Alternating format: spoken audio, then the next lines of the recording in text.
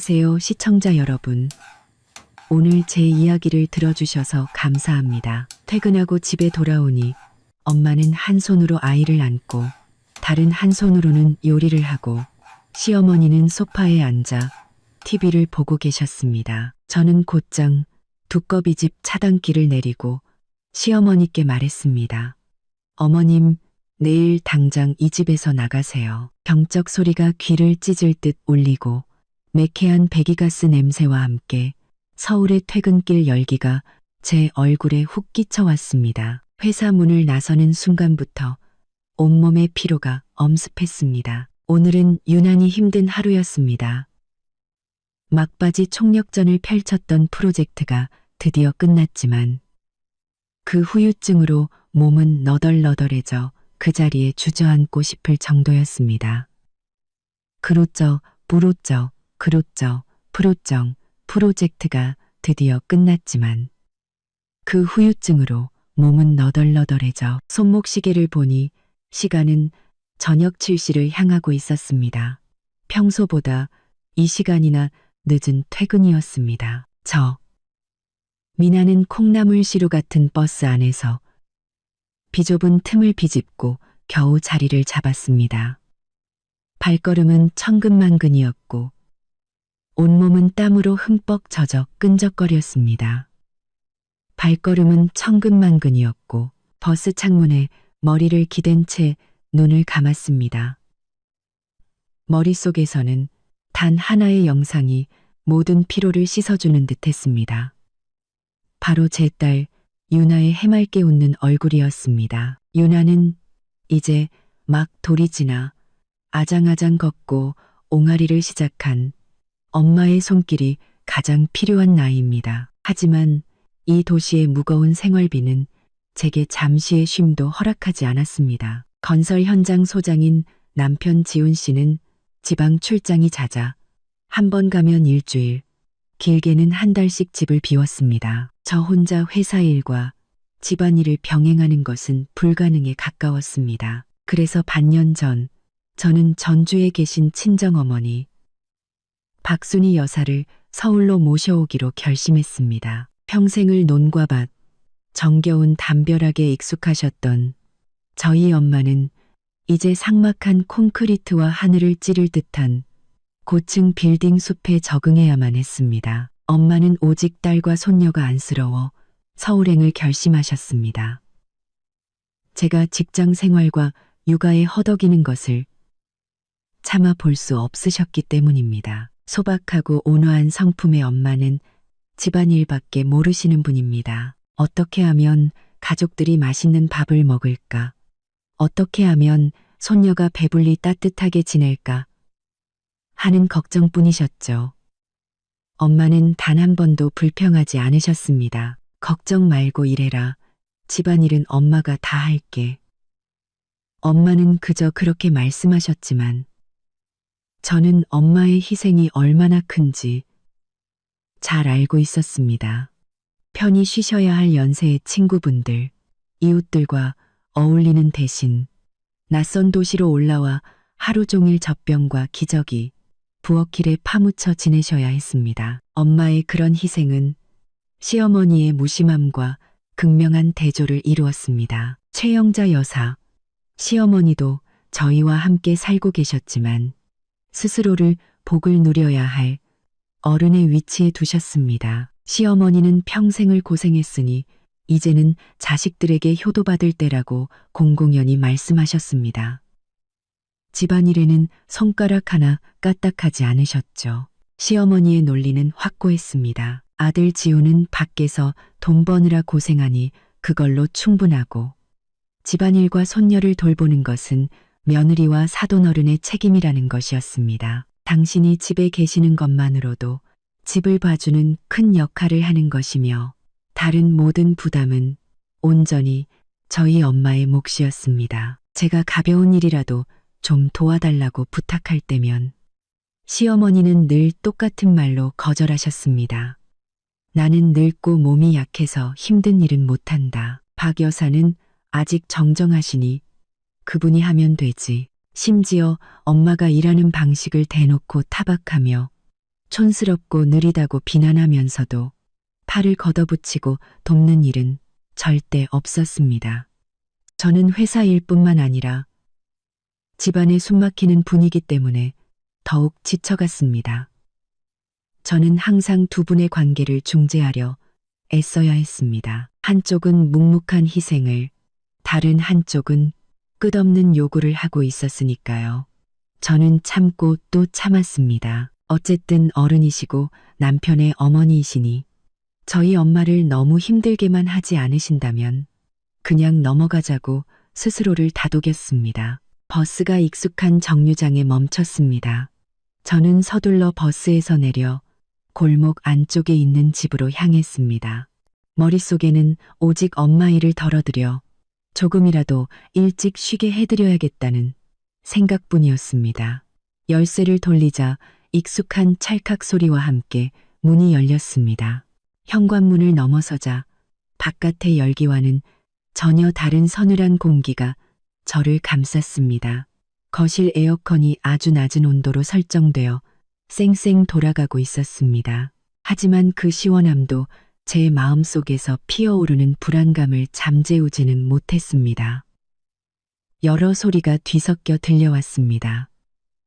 첫째는 아주 크게 틀어놓은 TV 소리였습니다. 오래된 드라마의 배경음악과 대사가 다른 모든 소리를 집어삼킬 듯 시끄러웠습니다. 둘째는 부엌에서 들려오는 기름이 치익 끓는 소리와 다급하게 음식을 볶는 소리였습니다. 고소한 음식 냄새가 후끈한 열기와 함께 뿜어져 나왔습니다. 그리고 셋째, 제 심장을 철렁하게 만든 것은 바로 딸 유나의 자지러지는 울음소리였습니다.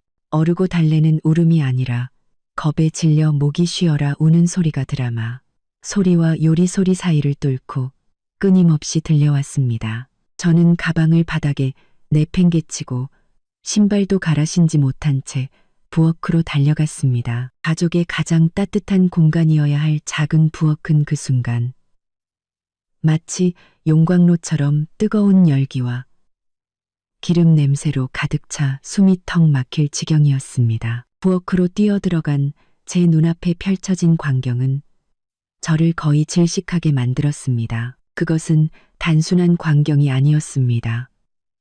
한 지붕 아래 공존하는 숭고한 희생과 무책임의 결정체였습니다. 엄마, 박 여사께서 가스레인지 바로 앞에 서 계셨습니다. 앞치마도 두르지 않은 채 낡은 몸빼 바지는 땀으로 흠뻑 젖어 등에 달라붙어 있었습니다. 엄마는 허리를 깊이 숙인 채였고 얼굴은 열기에 벌겋게 상기되어 있었으며 몇 가닥의 머리카락이 땀에 젖어 이마에 붙어 있었습니다. 엄마의 오른손에는 주걱이 들려 있었고 뜨겁게 달궈진 프라이팬에서 쉴 새 없이 음식을 젓고 있었습니다. 애호박 볶음이 급하게 만들어지고 있었습니다. 가장 끔찍했던 것은 엄마의 왼팔에 유나가 안겨 있다는 사실이었습니다. 유나는 외할머니 어깨에 머리를 파묻은 채 멈추지 않고 울부짖고 있었습니다. 아이의 울음소리는 씩씩거리는 가스불 소리와 달그락거리는 요리 소리에 갇혀버린 듯 했습니다. 작은 두 다리는 허공에서 마구 버둥거렸고 그 때문에 엄마는 균형을 잡기 위해 더욱 안간힘을 쓰고 계셨습니다. 엄마, 엄마. 저는 충격에 목이 메어 소리쳤습니다. 제 눈을 믿을 수가 없었습니다. 엄마는 제 목소리에 화들짝 놀라 돌아보셨습니다. 지친 얼굴 위로 늘 짓던 힘없는 미소가 떠올랐습니다. 그 미소는 늘 저를 안심시켜 주었지만 오늘따라 제 가슴을 후벼 파는 듯 했습니다. 어이구, 우리 딸 왔어? 잘 왔다. 이제 거의 다 됐어. 이거 마지막 반찬이야. 엄마의 목소리는 마지막 남은 힘을 쥐어짜내는 것처럼 가냘팠습니다. 유나가 계속 엄마 찾는다고 우는데 아무리 달래도 그치질 않네. 우리 딸 퇴근하고 왔는데 밥 굶을까봐 서둘러 볶고 있었어. 어서 애 좀 받아줘. 너무 무겁다. 저는 재빨리 달려가 아이를 받아 안았습니다. 엄마의 몸에 닿는 순간 후끈한 열기가 제게로 전해졌습니다. 소름이 돋을 정도로 뜨거웠습니다. 유나를 품에 안자 아이는 익숙한 온기를 찾은 듯 울음을 뚝 그치고 제 목에 코를 부벼댔습니다. 저는 딸을 꽉 껴안았지만 시선은 엄마에게서 뗄 수 없었습니다. 그제야 저는 엄마가 감당하고 있는 희생의 무게를 똑똑히 보았습니다. 가스불은 활활 타오르고 기름은 사방으로 튀고 있었습니다. 엄마는 유나를 안고 있느라 피할 수도 없었습니다. 주걱을 쥔 엄마의 오른손 등은 열기 때문에 벌겋게 달아올라 있었습니다. 심지어 뜨거운 기름이 튀어 생긴 작은 붉은 점들이 선명하게 보였습니다. 너무나 가슴 아팠습니다. 엄마는 제가 당신의 손을 보는 것을 눈치채시고는 황급히 팔로 손을 가리셨습니다. 괜찮아, 괜찮아. 그냥 좀 뜨거워서 그래. 다 돼가. 엄마는 저를 안심시키려 했지만 떨리는 목소리는 고통을 숨기지 못했습니다. 엄마는 멈출 수가 없으셨던 겁니다. 잠기려리만 멈추면 반찬이 타버리고 저녁 식사는 늦어질 테니까요. 엄마의 머릿속에는 퇴근한 딸이 제때 밥을 먹어야 한다는 생각 외에는 아무것도 없었습니다. 엄마, 쉬세요. 나머지는 제가 할게요. 제가 할게요. 저는 목이 메어 말했고 뜨거운 눈물이 뺨을 타고 흘러내렸습니다. 부엌의 후텁지근한 열기와는 대조적이었습니다. 엄마는 여전히 고집스럽게 고개를 저으셨습니다. 아니야, 아니야. 너는 유나 데리고 시원한 거실로 나가 있어. 일하고 와서 피곤하잖아. 엄마의 말이 채 끝나기도 전에 거실에서 TV 소리가 그 어느 때보다 크고 귀에 거슬리게 들려왔습니다. 그것은 바로 곁에서 벌어지는 고통과 힘겨움을 완전히 외면하는 철저히 무심한 사람의 소리였습니다. 저는 획 돌아섰습니다. 분노가 순식간에 차올라 제 안의 피로와 슬픔을 모두 집어삼켰습니다. 반년간의 인내, 반년간의 억눌림이 한순간에 폭발했습니다. 엄마, 그냥 두세요. 저는 유나를 근처 아기 식탁 의자에 앉히고 얌전히 있으라고 말했습니다. 저는 엄마에게 더 이상 아무 말도 하지 않고 숨막히는 부엌을 조용히 걸어 나왔습니다. 그리고 곧장 거실로 향했습니다. 에어컨의 차가운 공기가 방금 전 저를 덮쳤던 끔찍한 열기와 극명한 대조를 이루었습니다. 그리고 그곳에서 저는 시어머니, 최 여사께서 소위 노년의 복이라는 것을 만끽하고 계시는 모습을 보았습니다. 시어머니는 크림색 1인용 소파에 비스듬히 누워 계셨습니다. 양손은 분주했습니다. 한 손에는 해바라기 씨가 담긴 작은 그릇을 들고 쉴 새 없이 입으로 가져가 오독오독 소리를 내며 까먹고 있었습니다. 다른 한 손은 여유롭게 소파 파일거리에 올린 채 두 다리는 유리로 된 거실 테이블 위에 쭉 뻗고 있었습니다. 상상할 수 없을 만큼 편안한 자세였습니다. 다른 한 손은 여유롭게 소파고 있었습니다. 빨간색 돋보기 안경을 쓴 채 TV 화면에 시선을 고정한 시어머니는 가끔 드라마 속 인물의 대사를 따라 킥킥거리기까지 했습니다. TV 소리는 아주 컸습니다. 조금 전 부엌에서 들렸던 유나의 울음소리를 완전히 덮어버릴 만큼 컸습니다. 그것은 엄마가 우는 손녀와 뜨거운 프라이팬 사이에서 사투를 벌이는 동안 시어머니가 그 소리를 충분히 들을 수 있었음에도 의도적으로 외면했다는 명백한 증거였습니다. 저는 거실 입구에 우두커니 서서 시어머니를 뚫어지게 쳐다보았습니다. 두 개의 이미지, 두 개의 태도, 한 집 안에서의 극명한 대조. 한 어머니는 손이 데일 정도로 기진맥진해 있었고 다른 어머니는 태연하게 TV를 보며 해바라기 씨를 까먹고 테이블에 다리를 올리고 있었습니다. 제 안의 분노가 맹렬하게 타올랐습니다. 그것은 순간적인 분노가 아니었습니다. 오랫동안 쌓이고 쌓인 감정의 폭발이었습니다. 어머님, 저는 입을 열었습니다. 제 목소리는 평소에 부드럽고 심지어 아첨에 가깝던 말투와는 달리 차갑고 낮게 가라앉아 있었습니다. 최 여사께서는 미동도 하지 않으셨습니다. 고개도 돌리지 않은 채 그저 제 쪽으로 손을 들어 쉬타는 신용을 할 뿐이었습니다. 미나 왔니? 조용히 하고 저기 앉아서 마저 봐. 지금 아주 재미있는 부분이야. 시어머니는 여전히 화면에 시선을 고정한 채 중얼거렸습니다. 저는 더 이상 참을 수 없었습니다. 앞으로 걸어가 TV 화면 바로 앞을 가로막았습니다. 제 그림자가 TV 화면을 가로질렀습니다. 어머님, 제가 지금 어머님께 여쭙고 있잖아요. 저는 목소리를 조금 더 날카롭게 높이며 강조했습니다. 그제야 시어머니는 짜증이 난 듯 얼굴을 찌푸리며 고개를 돌렸습니다. 방해받은 것에 대한 불쾌감이 얼굴에 가득했습니다. 얘는 왜 이렇게 목소리를 높여? 집에 왔으면 조용조용 해야지. 엄마라는 애가 조신하지 못하게. 시어머니는 투덜거리며 저를 옆으로 밀치고 화면을 보려고 했습니다. 어머님, 지금 저희 엄마가 부엌에서 뭘 하고 계시는지 아세요? 제가 물었습니다. 제 입에서 나오는 한 글자는 얼음처럼 차가웠습니다. 시어머니는 여전히 불쾌한 태도를 유지하며 말했습니다. 박 여사가 밥하고 있겠지. 뭘 하겠어? 잠이라도 자겠니? 그게 그 사람 일이잖아. 내가 말했지?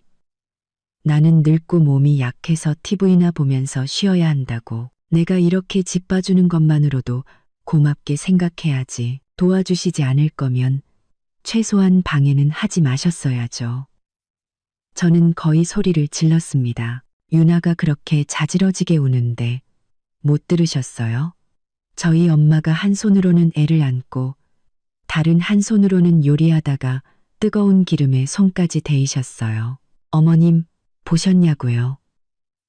최 여사께서는 마침내 몸을 바로 일으켜 앉았습니다.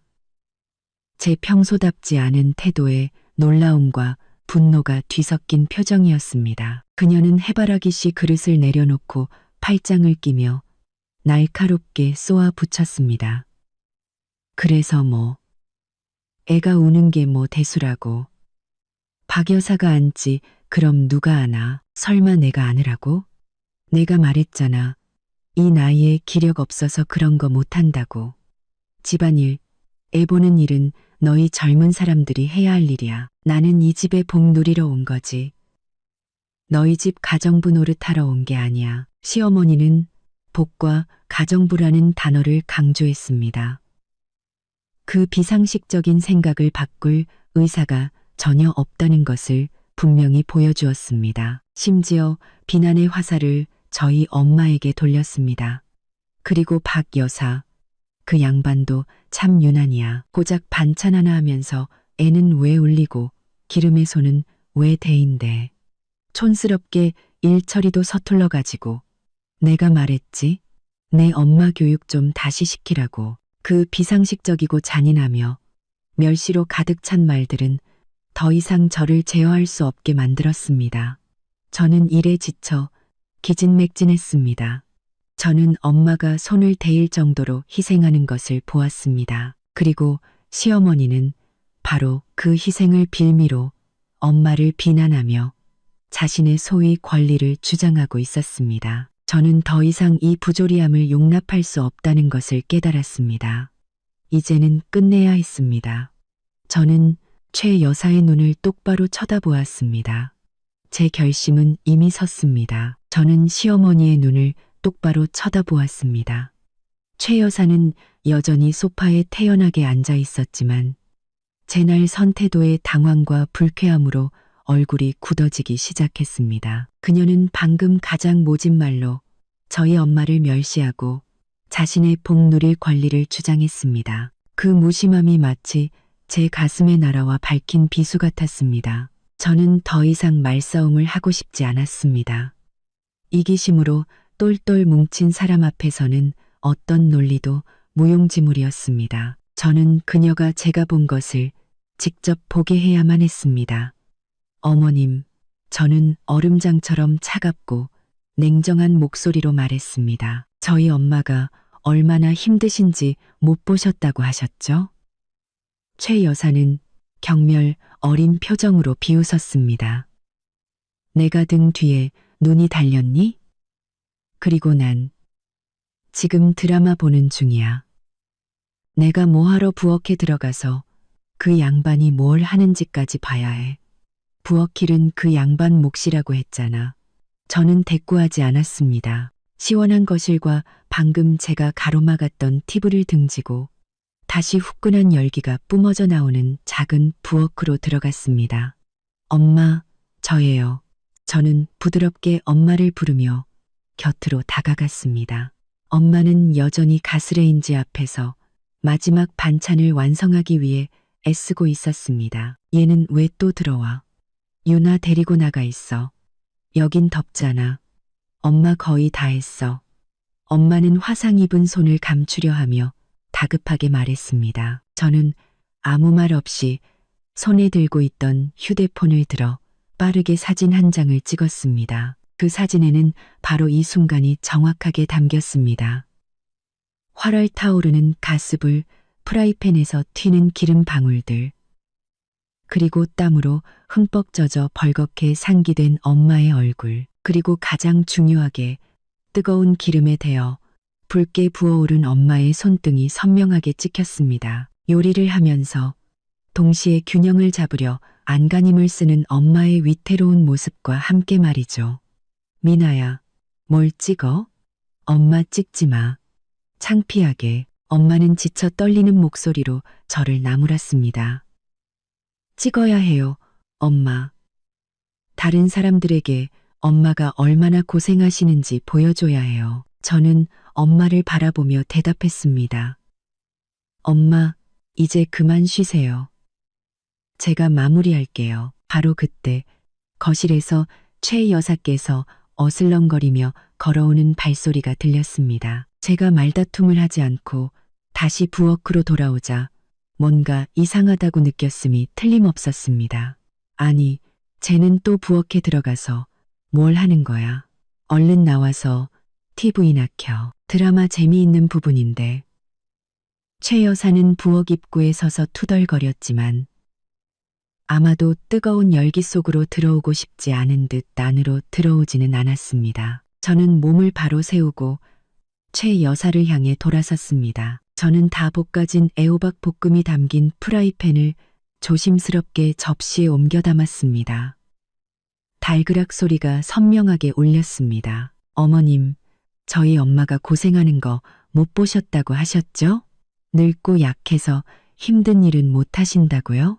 저는 반찬 접시를 내려놓고 시어머니를 똑바로 쳐다보았습니다. 그래, 내가 몇 번을 말해야 알아듣겠니?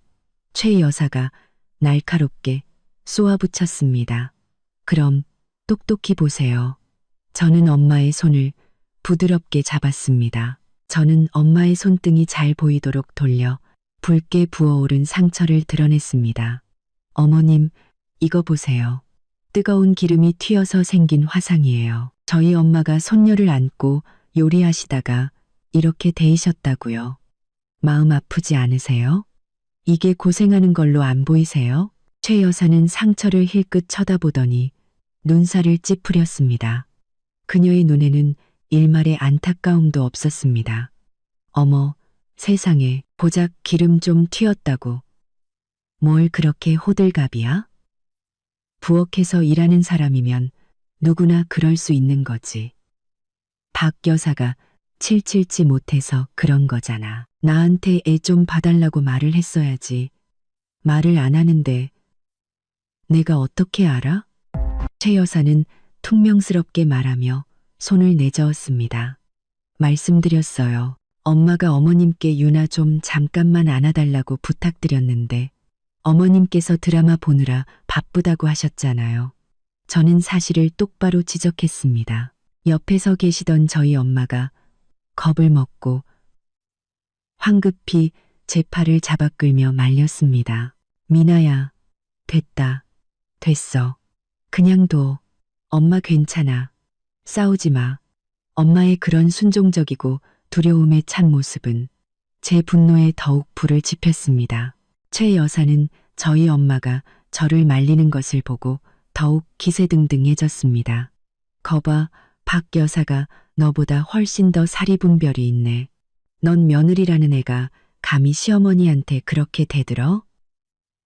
손톱만큼 대인 거 가지고 뭘 그렇게 난리야? 나는 지금 허리가 아파 죽겠는데 너 나한테 괜찮냐고 한마디라도 물어봤어? 그녀는 자신의 가짜 병을 들먹이며 관심을 돌리려고 했습니다. 저는 엄마의 손을 놓고 최 여사를 똑바로 쳐다보았습니다. 저는 이 사람에게는 보통의 상식이나 감정으로는 대화할 수 없다는 것을 깨달았습니다. 어머님 허리가 아프신지 아닌지는 관심 없어요. 제가 아는 건 저희 엄마가 이 집의 일꾼이 아니라는 사실이에요. 저희 엄마는 딸과 손녀가 안쓰러워서 여기에 와 계신 거예요. 어머님 시중들 책임도 없고 어머님이 시원하게 TV 보시는 동안 손 대어가며 일할 책임은 더더욱 없으세요. 저는 한 글자 한 글자에 힘주어 말했습니다. 이 집은 내 아들 집이야. 넌 며느리니까 시어머니한테 효도할 책임이 있는 거고. 네가 감히 나한테 그런 말을 해? 최 여사는 어른이라는 권위를 이용해 저를 억누르려고 소리치기 시작했습니다. 바로 그때 아기 의자에 앉아있던 유나가 안아달라고 칭얼거리기 시작했습니다. 저희 엄마는 또다시 황급히 달려가 손녀를 달랬습니다. 이 광경만으로도 충분했습니다. 저는 희생을 보았고 무심함을 보았고 비굴한 인내심까지 보았습니다. 저는 더 이상 물러설 수 없다는 것을 알았습니다. 저는 더 이상 아무 말도 하지 않았습니다. 두 어머니를 등지고 숨막히는 부엌을 나왔습니다. 결정은 내려졌습니다. 저는 타오르는 분노와 형언할 수 없는 슬픔을 안고 부엌을 나왔습니다. 단호한 행동을 결심했지만 손녀를 안고 허리를 굽힌 채 땀으로 젖은 이마와 기름에 데어 붉어진 손으로 힘겹게 서 계시던 엄마의 모습이 제 머릿속에서 떠나지 않았습니다. 저는 최 여사가 여전히 분노에 차식식거리며 서 있는 거실로 향했습니다. 그녀는 여전히 저를 꾸짖으며 자신의 권위를 되찾으려 애쓰고 있었습니다. 네가 지금 잘하는 짓인 줄 알아? 어른 공경할 줄도 모르고 이따 지훈이 오면 내 그 버릇없는 행동에 대해 다 일러바칠 테다. 최 여사는 저를 협박했습니다. 저는 그녀의 말을 무시한 채 그녀가 방금까지 앉아있던 소파, TV 리모컨, 그리고 껍질이 흩어져 있는 해바라기 씨 그릇을 뚫어지게 쳐다보았습니다. 거실의 모든 것은 한가로움과 즐거움으로 가득 차 있었고 그것은 저희 엄마의 고통과 희생과 극명한 대조를 이루었습니다. 저는 엄마가 고혈압이 있다는 사실을 떠올렸습니다. 엄마는 수년간의 농사일로 무릎 관절염도 앓고 계셨습니다. 도시에 올라와서는 거의 10kg에 달하는 유나를 안고 몇 시간씩 부엌에 서서 일해야만 했습니다. 매일 엄마는 새벽 4시에 일어나 시장에 가셨고 돌아와서는 아침 식사를 준비하고 시어머니가 속옷은 세탁기 사용을 싫어한다는 이유로 손빨래를 하셨습니다. 그리고 손녀를 돌보고 점심과 저녁을 준비하느라 하루 종일 단 한순간도 제대로 쉬지 못하셨습니다. 언젠가 엄마가 현기증으로 쓰러지면서 유나를 위해 갓 끓인 죽 한 솥을 엎지른 적이 있었습니다. 거실에 있던 최 여사는 그 소리를 들었지만 나와보지도 않았습니다. 그저 방문을 빼꼼 열고 소리쳤죠. 박 여사, 뭘 그렇게 요란하게 깨뜨려. 죽 엎었으면 다시 끓여야지. 엄마는 그때 창백해진 얼굴로 엉망이 된 바닥을 혼자 힘으로 닦아내고 처음부터 다시 죽을 끓여야만 했습니다. 제가 퇴근했을 때 엄마는 아무렇지 않은 듯 가볍게 말씀하셨지만 저는 그 안에 숨길 수 없는 서러움이 있다는 것을 알았습니다. 그리고 오늘 엄마는 손을 대이셨지만 아프다고 소리치지도 일을 멈추지도 않으셨습니다. 오직 제가 늦게 퇴근해서 배고플까봐 걱정하셨기 때문입니다. 엄마의 그 끝없는 사랑과 희생을 최 여사는 서투름과 당연한 책임으로 치부해버렸습니다. 저는 최 여사를 다시 쳐다보았습니다. 제 분노는 가라앉고 그 자리를 차갑고 단호한 결심이 채웠습니다. 저는 제 결정을 내렸습니다. 더 이상 이 부조리함을 받아들일 수 없었습니다. 만약 제가 계속 참고만 있는다면 저는 불효녀이자 나약한 아내 그리고 끔찍한 엄마가 될 것이었습니다. 저는 제 엄마를, 제 가정을 지켜야 했습니다. 저는 집에 메인 차단기가 있는 함으로 똑바로 걸어갔습니다. 차단기 함은 복도 구석, 눈에 잘 띄지 않는 곳에 있었습니다. 저는 제 행동이 큰 혼란을 야기할 것을 알았지만 감수하기로 했습니다. 모든 것을 수면 위로 드러내기 위해서는 충격과 혼란이 필요했습니다. 최 여사는 제 행동을 보고 소리치기 시작했습니다. 너 미쳤니? 지금 뭐 하는 거야? 전기 만지지 마. 집 전체를 정전시킬 셈이야? 내 시어머니를 괴롭히고 싶어? 저는 한마디도 하지 않았습니다.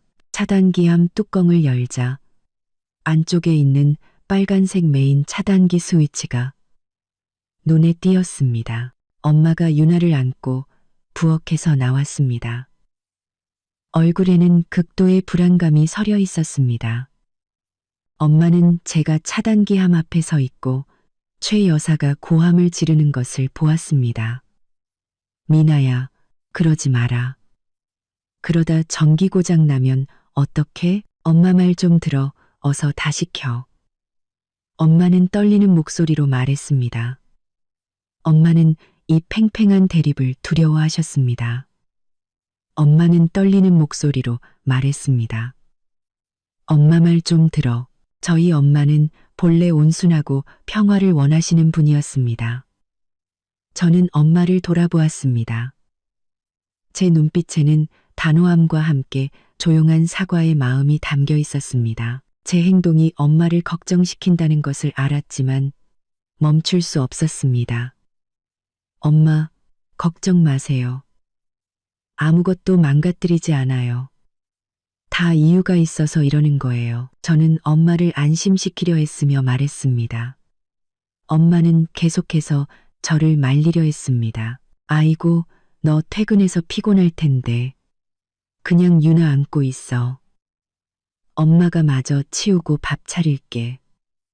마지막 반찬도 다 됐어. 아까 유나가 엄마 찾는다고 얼마나 울었는지 몰라.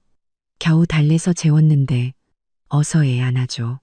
엄마는 억지 미소를 지어 보였습니다. 늘 보던 그 힘없는 미소였습니다. 엄마는 항상 제 앞에서 자신의 고됨을 감추려고 애쓰셨습니다. 그저 제가 안심하고 일하고 편안하게 살기를 바라셨습니다. 방금 화상을 입고 기진맥진했음에도 엄마는 딸을 안심시키는 것만 생각하고 계셨습니다. 제가 마음 아파할까봐, 제가 걱정할까봐. 저는 엄마를 보았습니다. 엄마가 입고 있는 옷은 땀으로 흠뻑 젖어 등에 달라붙어 있었습니다. 피로가 얼굴의 모든 선에 역력했지만 엄마는 여전히 평온한 척에 쓰고 있었습니다. 엄마, 저도 알아요. 엄마가 얼마나 힘드셨는지 다 알아요. 저는 다가가 엄마와 유나를 가볍게 안았습니다.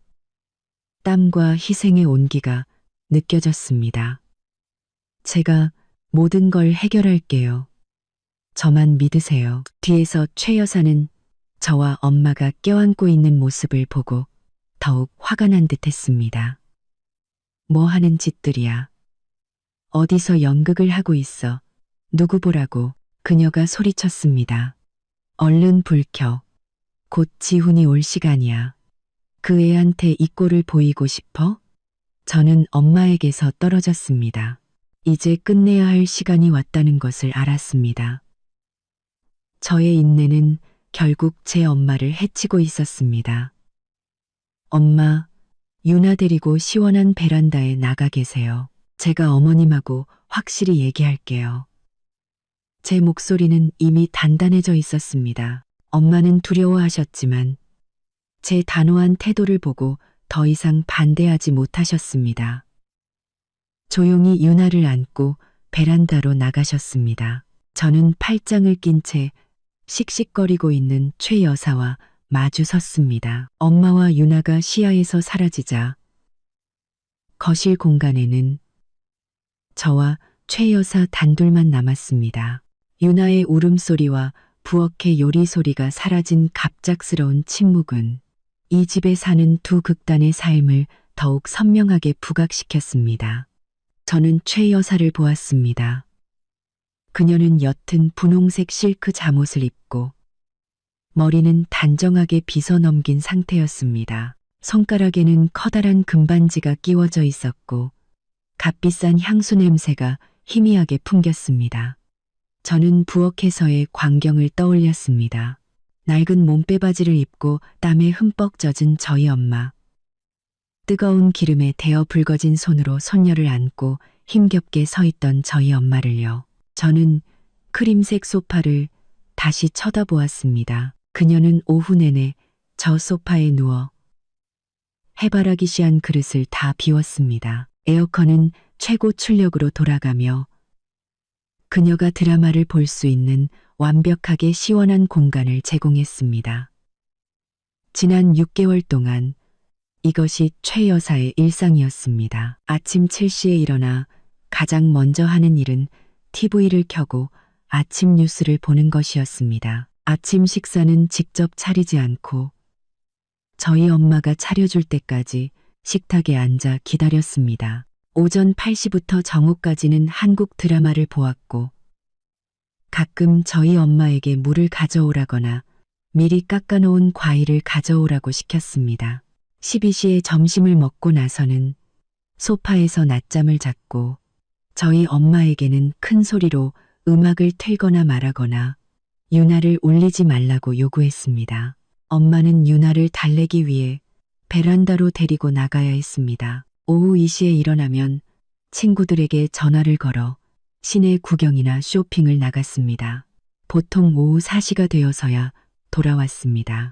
오후 5시부터 저녁까지는 다시 TV 앞에 앉아 예능 프로그램이나 드라마에 몰두했습니다. 이 모든 일이 벌어지는 동안 저희 엄마 박 여사는 빨래, 청소, 유나 돌보기, 그리고 온 가족의 새끼 식사를 준비하느라 쉴 틈 없이 일해야 했습니다. 언젠가 제가 일찍 퇴근했을 때 엄마가 남편 지훈 씨의 흰 와이셔츠를 손빨래하고 계시는 것을 보았습니다. 허리가 굽어 있었습니다. 왜 세탁기를 쓰지 않느냐고 묻자 엄마는 힘없이 대답했습니다.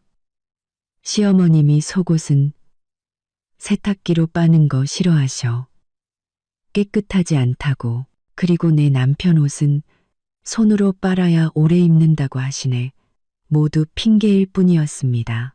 최 여사는 어른이라는 시어머니라는 권위를 이용해 저희 엄마를 괴롭혔고 힘든 일을 모두 다른 사람의 어깨에 떠넘긴 채 자신은 오직 복을 누리는 데만 집중했습니다. 저는 팔짱을 낀 채 제가 불을 켜주기만 기다리고 있는 최 여사를 보았습니다.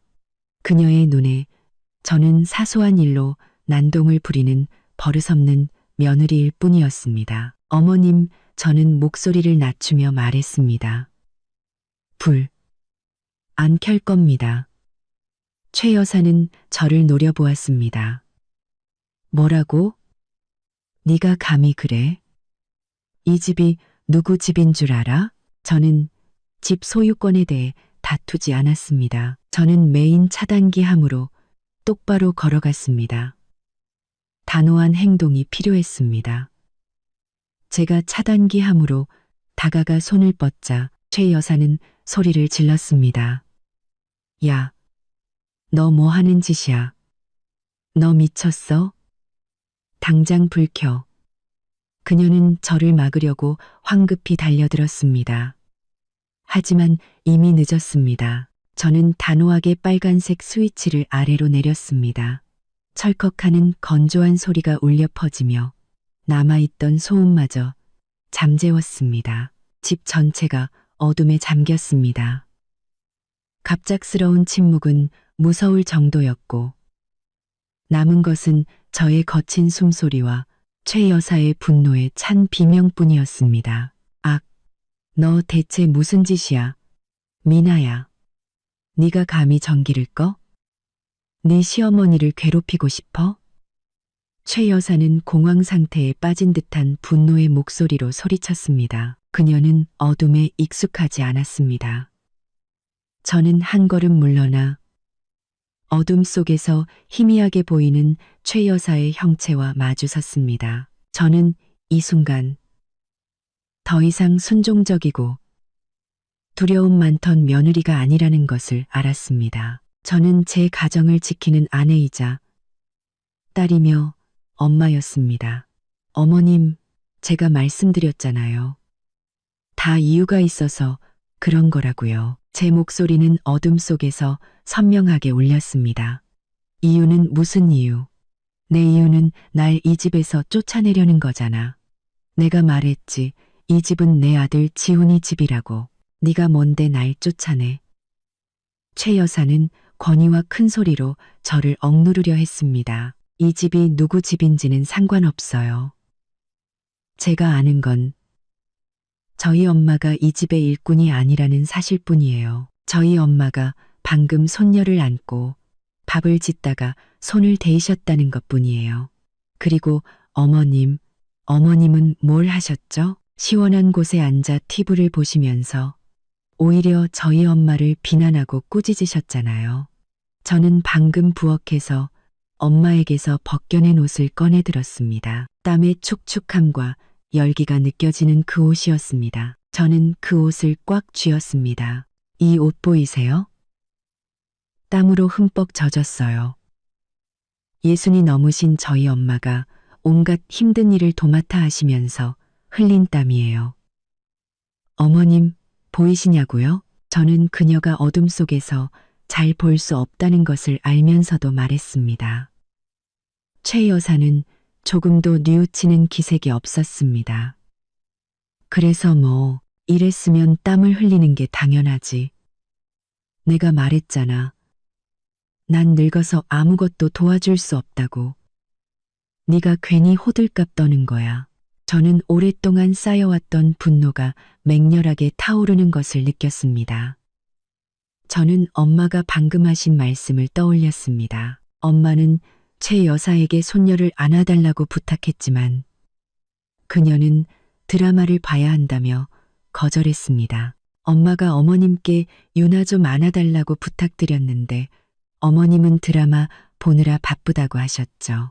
어머님, 저희 엄마를 마치 가정부처럼 대하고 계신다는 생각 안 드세요?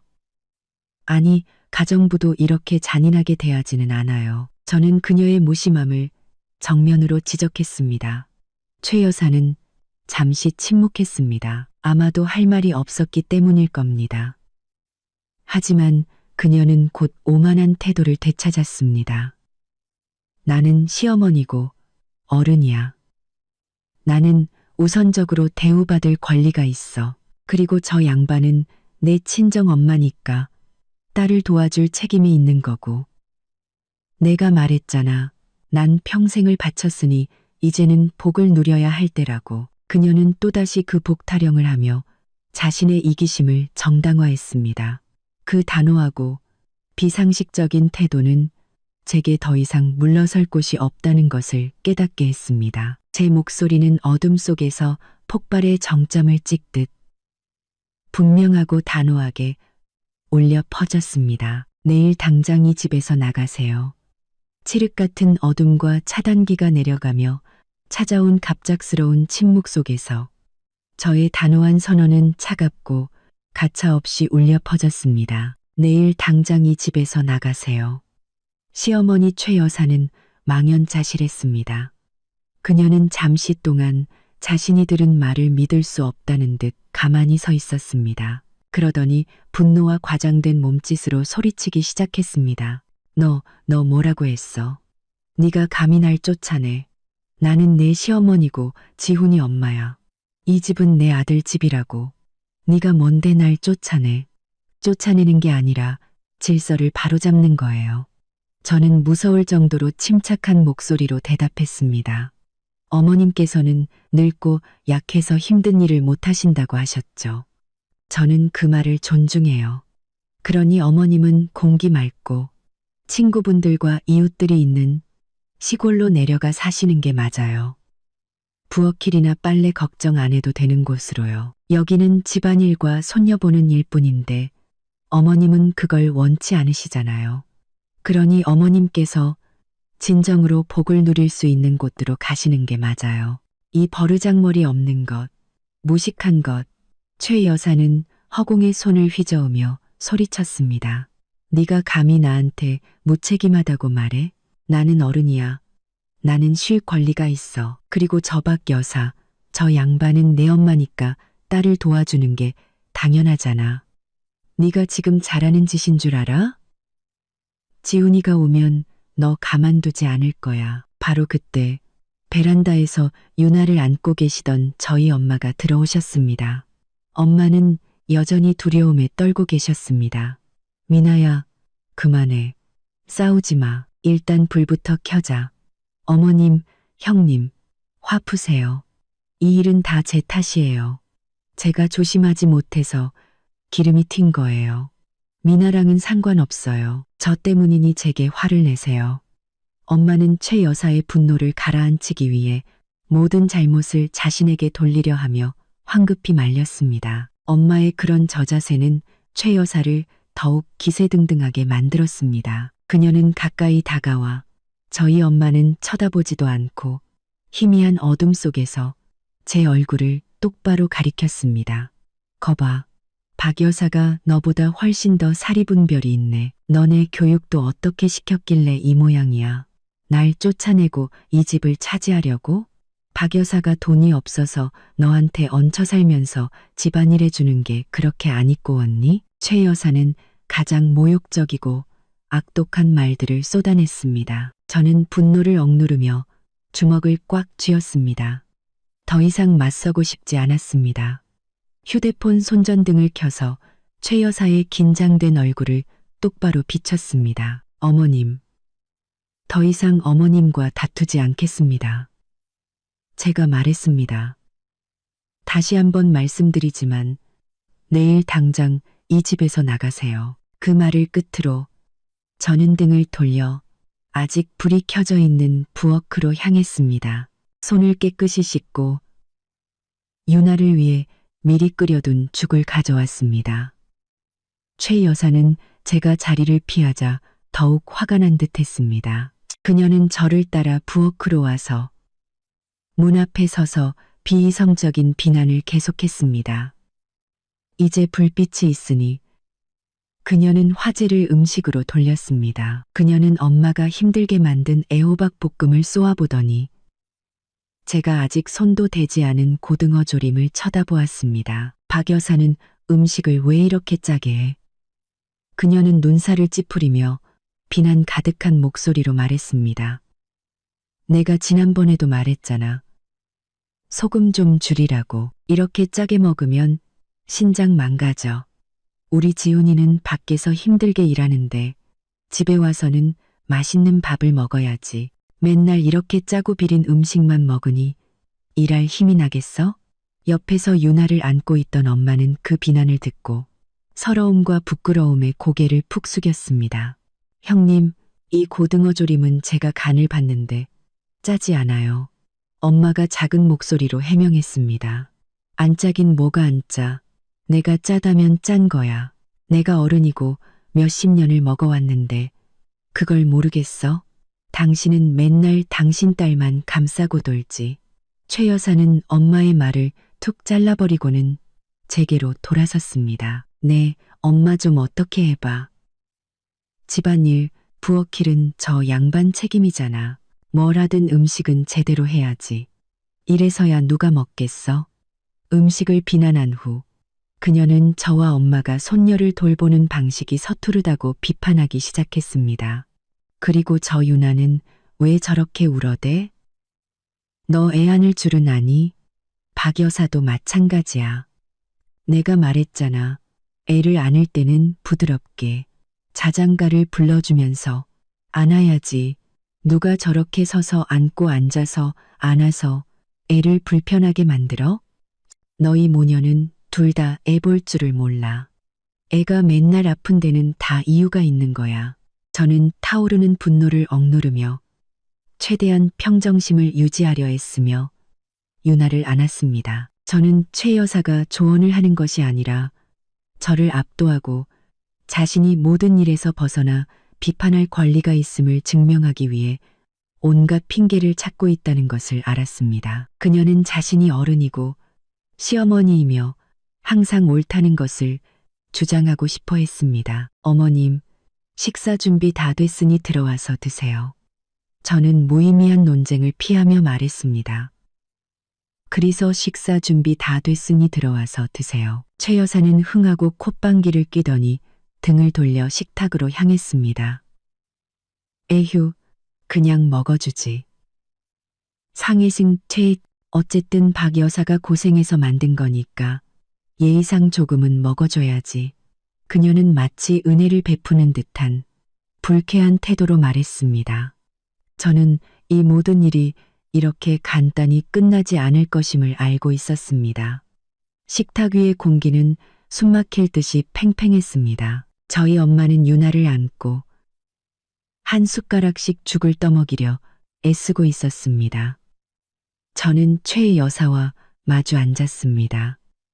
최 여사는 끊임없이 불평을 늘어놓았습니다. 그녀는 고등어 조림을 깨작거리다 국을 한 모금 마시고는 다시 젓가락을 내려놓으며 얼굴을 찌푸렸습니다. 거봐, 내가 짜다고 했잖아. 이래서야 어떻게 먹어? 우리 지훈이가 밖에서 얼마나 고생하는데 밥이라도 제대로 먹어야지. 그녀는 또다시 같은 비난을 반복했습니다. 형님, 그럼 제가 국물을 좀 더 부어서 싱겁게 해드릴까요? 엄마가 죄스러운 목소리로 황급히 제안했습니다. 됐어. 이렇게 먹으면 맛 다 버려. 나는 아무렇게나 먹어도 되지만 우리 미나, 너는 내 엄마 좀 어떻게 해봐. 솜씨가 너무 형편없잖아. 그녀는 다시 비난의 화살을 제게 돌렸습니다. 저는 밥그릇과 젓가락을 내려놓았습니다. 더 이상 이 정신적 고문을 견딜 수 없었습니다. 어머님, 솔직하게 말씀드릴게요. 저는 최대한 침착한 목소리를 유지하며 말했습니다. 어머님 말씀대로 지훈 씨가 밖에서 고생하는 거 맞아요. 하지만 저도 일하고 저도 똑같이 힘들어요. 그리고 저희 엄마는 이 집에 가정부로 오신 게 아니에요. 최 여사의 얼굴이 분노로 시뻘개졌습니다. 그리고 덕고북에서 또 너 지금 그게 무슨 뜻이야? 내가 박 여사를 괴롭혔다는 거니? 저는 사실을 말씀드리는 것뿐이에요. 제가 대답했습니다. 저희 엄마는 장보기, 요리, 빨래부터 유나를 돌보는 일까지 모든 집안일을 도맡아 하고 계세요. 심지어 방금 손녀를 안고 요리하다가 화상까지 입으셨어요. 그동안 어머님은 뭘 하셨죠? TV 보고 해바라기씨 까먹고 시내 구경이나 다니셨잖아요. 저는 최 여사의 눈을 피하지 않고 똑바로 쳐다보았습니다. 어머님께 부탁드릴게요. 내일부터는 저희 엄마를 좀 도와주세요.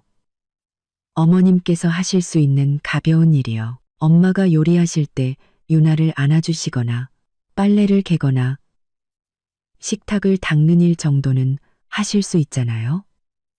제 이 말은 마치 벌집을 쑤신 것과 같았습니다. 최 여사는 즉시 젓가락을 식탁에 내리쳤습니다. 탁 하는 건조한 소리가 울려 퍼졌습니다. 미나야, 네가 감히 나한테 집안일을 하라고 시켜. 최 여사는 분노에 찬 얼굴로 큰 소리로 되받아쳤습니다. 내가 몇 번을 말했어. 나는 늙고 건강이 안 좋아서 힘든 일은 못한다고. 그녀는 한 글자 한 글자에 힘을 주어 말하며 또다시 낡은 논리를 꺼내들었습니다. 집안일은 여자가 하는 거야. 너는 며느리니까 네가 해야지. 박 여사는 내 엄마니까 너를 도와줘야 하고, 나는 지훈이를 이만큼 키워냈고 평생을 바쳤어. 이제는 내가 쉬고 복을 누릴 때야. 그녀는 하늘을 향해 고개를 치켜들며 극도의 오만함을 드러냈습니다. 내 아들 지훈이는 밖에서 돈 버느라 충분히 고생해. 집에 와서는 맛있는 밥 먹고 푹 쉬어야지. 너희 여자들이 집안 살림을 책임지는 게 가정의 이치야. 말도 안 되는 요구하지 마. 나는 이 집 가정부가 아니야. 그 비상식적이고 뻔뻔한 책임 회피는 저를 거의 폭발하게 만들었습니다. 그녀는 아들의 고생을 핑계로 자신의 게으름과 무심함을 정당화했습니다. 그녀는 저희 엄마를 가정부로, 저를 시중드는 며느리로 단정지었습니다. 어머님, 제 목소리는 분노로 떨렸습니다. 힘든 일을 못 하신다고요? 하지만 저는 어머님께서 몇 시간씩 거실 테이블에 다리를 올리고 TV 보시는 걸 봤어요. 개인적인 쇼핑을 위해 몇 시간씩 걸어 다니시는 것도 봤고요. 그런 일을 하실 건강은 충분히 있으신 것 같은데요. 그런데 왜 잠깐 손주를 안아주거나 이 식탁을 한번 닦을 힘은 없으신 거죠? 최 여사는 저를 노려보았습니다. 그녀는 더 이상 권위를 내세우는 것 외에는 반박할 논리가 없었습니다. 입 닥쳐. 이 버릇없는 것. 네가 감히 내가 거짓말한다고 말해. 내 희생을 부정하는 거야? 당장 지훈이한테 전화할 거야. 그 애가 내 버르장머리를 고쳐줄 테니까. 그녀는 벌떡 일어나 황급히 휴대폰을 찾기 시작했습니다. 저는 바로 이 순간을 기다리고 있었습니다. 최 여사가 지훈에게 전화하기 위해 허둥지둥 휴대폰을 찾는 동안 저는 식탁에 앉아 유나를 안고 있었습니다. 최 여사의 무심함에 대한 기억들이 제 마음을 무겁게 짓눌렀습니다. 사소한 일들이 쌓이고 쌓여 그녀의 이기심이 인내의 한계를 넘어섰다는 것을 깨닫게 했습니다. 저는 지난 3월의 어느 오후를 떠올렸습니다. 유나가 열이 났습니다. 아이는 쉬지 않고 울며 보챘습니다. 저희 엄마는 안절부절 못하며 온 집안을 뒤져 채온개를 찾았습니다. 미나야, 채온개 어디 있니? 어디에 뒀는지 기억이 안 나네. 엄마의 목소리에는 당황스러움이 가득했습니다. 그때 최 여사는 소파에 앉아 자신이 좋아하는 막장 드라마를 보고 있었습니다. TV 소리는 매우 컸습니다. 어머님, 혹시 유나 채온개 못 보셨어요? 애가 열이 너무 높아서요. 엄마는 아이를 안은 채 거실을 향해 물었습니다. 최 여사는 돌아보지도 않고 그저 손을 휘저었습니다. 아이고, 애가 열 좀 나는 거 가지고 뭘 그렇게 호들갑이야. 그냥 재우면 돼. 박 여사가 알아서 찾아봐. 나 지금 드라마 재미있는 부분 보고 있잖아. 엄마는 결국 혼자서 약장 서랍을 더듬거리며 찾아야 했습니다. 결국 제가 전화로 채온개 위치를 알려드려야 했습니다. 엄마에게 그 이야기를 전해 들었을 때 저는 몹시 화가 났습니다. 하지만 저는 스스로를 다독였습니다. 시어머니는 늙으셨고 드라마에 빠져서 신경 쓰지 못하신 걸 거야. 또 다른 날이었습니다. 제가 집에 돌아왔을 때 엄마가 바닥에 주저앉아 무릎을 감싸쥐고 계셨습니다. 얼굴은 창백했습니다. 엄마, 왜 그러세요? 저는 깜짝 놀라 물었습니다. 창백했습니다. 엄마는 쥐가 나서 일어날 수가 없다고 하셨습니다. 최 여사는 그 모습을 보았지만 그저 이렇게 말했습니다. 박 여사, 알아서 주무르지. 왜 그렇게 바닥에 주저앉아 있어요? 보기 안 좋게. 최 여사는 엄마가 쥐가 나서 뼈를 내는 듯한 고통을 겪고 있는 것을 보았지만 부축해주지도 주물러주지도 파스를 가져다 주지도 않았습니다. 그저 차가운 말을 내뱉고는 하던 일을 계속했습니다. 그 모습들, 그 사소한 사건들은 단순한 망각이 아니었습니다. 의도적인 무관심이었습니다. 최 여사는 도움을 거절했을 뿐만 아니라 한 지붕 아래 사는 사람에 대한 공감과 연민마저 거부했습니다. 오늘 엄마가 뜨거운 기름에 손을 대이고 최 여사가 태연하게 비난하는 것을 보았을 때 저는 저의 인내가 무의미하다는 것을 깨달았습니다. 최 여사의 무심함은 한계에 도달했습니다. 최 여사가 전화하는 소리, 억울함에 가득 찬 흐느낌이 저를 현실로 끌어당겼습니다. 여보세요? 지훈아? 너 당장 와야겠다. 내 마누라가 미쳤어. 차단기를 내리고 이 엄마를 집에서 쫓아내려고 해. 당장 나가 살라고 소리 지른다고. 아주 버릇이 없어. 아들아, 어서 와. 빨리 와서 이 엄마 좀 살려줘. 저는 지훈이 즉시 달려올 것을 알았고 이 대결을 맞이할 준비가 되어 있었습니다. 최 여사가 지훈에게 전화로 울며 불며 저를 가장 악독한 말로 고발하는 동안 저는 식탁에 서서 유나를 안고 있었습니다. 화상을 입은 엄마의 손과 한가롭게 복을 누리던 최 여사의 얼굴이 머릿속에 교차했습니다. 그 대조적인 모습, 시어머니의 무심하고 잔인했던 기억들이 제 안에 남은 마지막 인내심마저 산산조각 냈습니다. 저는 제가 평화를 유지하려 애쓰고 굴욕을 참아왔던 것이 결코 평온을 가져다 주지 않았다는 것을 깨달았습니다. 오히려 그것은 최 여사를 더욱 기세등등하게 만들고 저희 엄마를 더욱 함부로 대하게 만들었을 뿐입니다. 제가 행동하지 않는다면 엄마는 이 서러움을 언제까지 견뎌야 할까요? 제가 계속 이 상황을 용납한다면 저는 불효녀이자 나약한 아내이며 제 가정을 지키지 못하는 엄마가 될 것이었습니다. 저는 유나를 아는 팔에 힘을 주었습니다. 아이는 제 품에서 잠이 들었고 숨소리는 고르고 따뜻했습니다. 어머님, 최 여사가 아들에게 구원을 요청하고 의기양양한 표정으로 전화를 끊었을 때 제가 말했습니다. 다시 한번 말씀드리지만 더 이상 용납하지 않겠습니다. 최 여사는 고개를 들고 저를 노려보았습니다. 뭐라고? 언제까지 소란을 피울 셈이야. 이제 지훈이가 올 거야. 그 애가 너한테 예의가 뭔지 가르쳐 줄 테니까. 예의는 목소리를 높이거나 낮추는 데 있는 게 아니에요. 예의는 존중과 공정함에 있어요. 저는 얼음처럼 차가운 목소리로 대답했습니다. 어머님께서 늙고 약하다고 하신 말씀 존중해요. 하지만 그 핑계로 저희 엄마의 건강과 희생을 짓밟는 것은 용납할 수 없어요. 집안일을 도와달라고 부탁드렸지만 거절하셨죠. 힘든 일은 못하신다고요.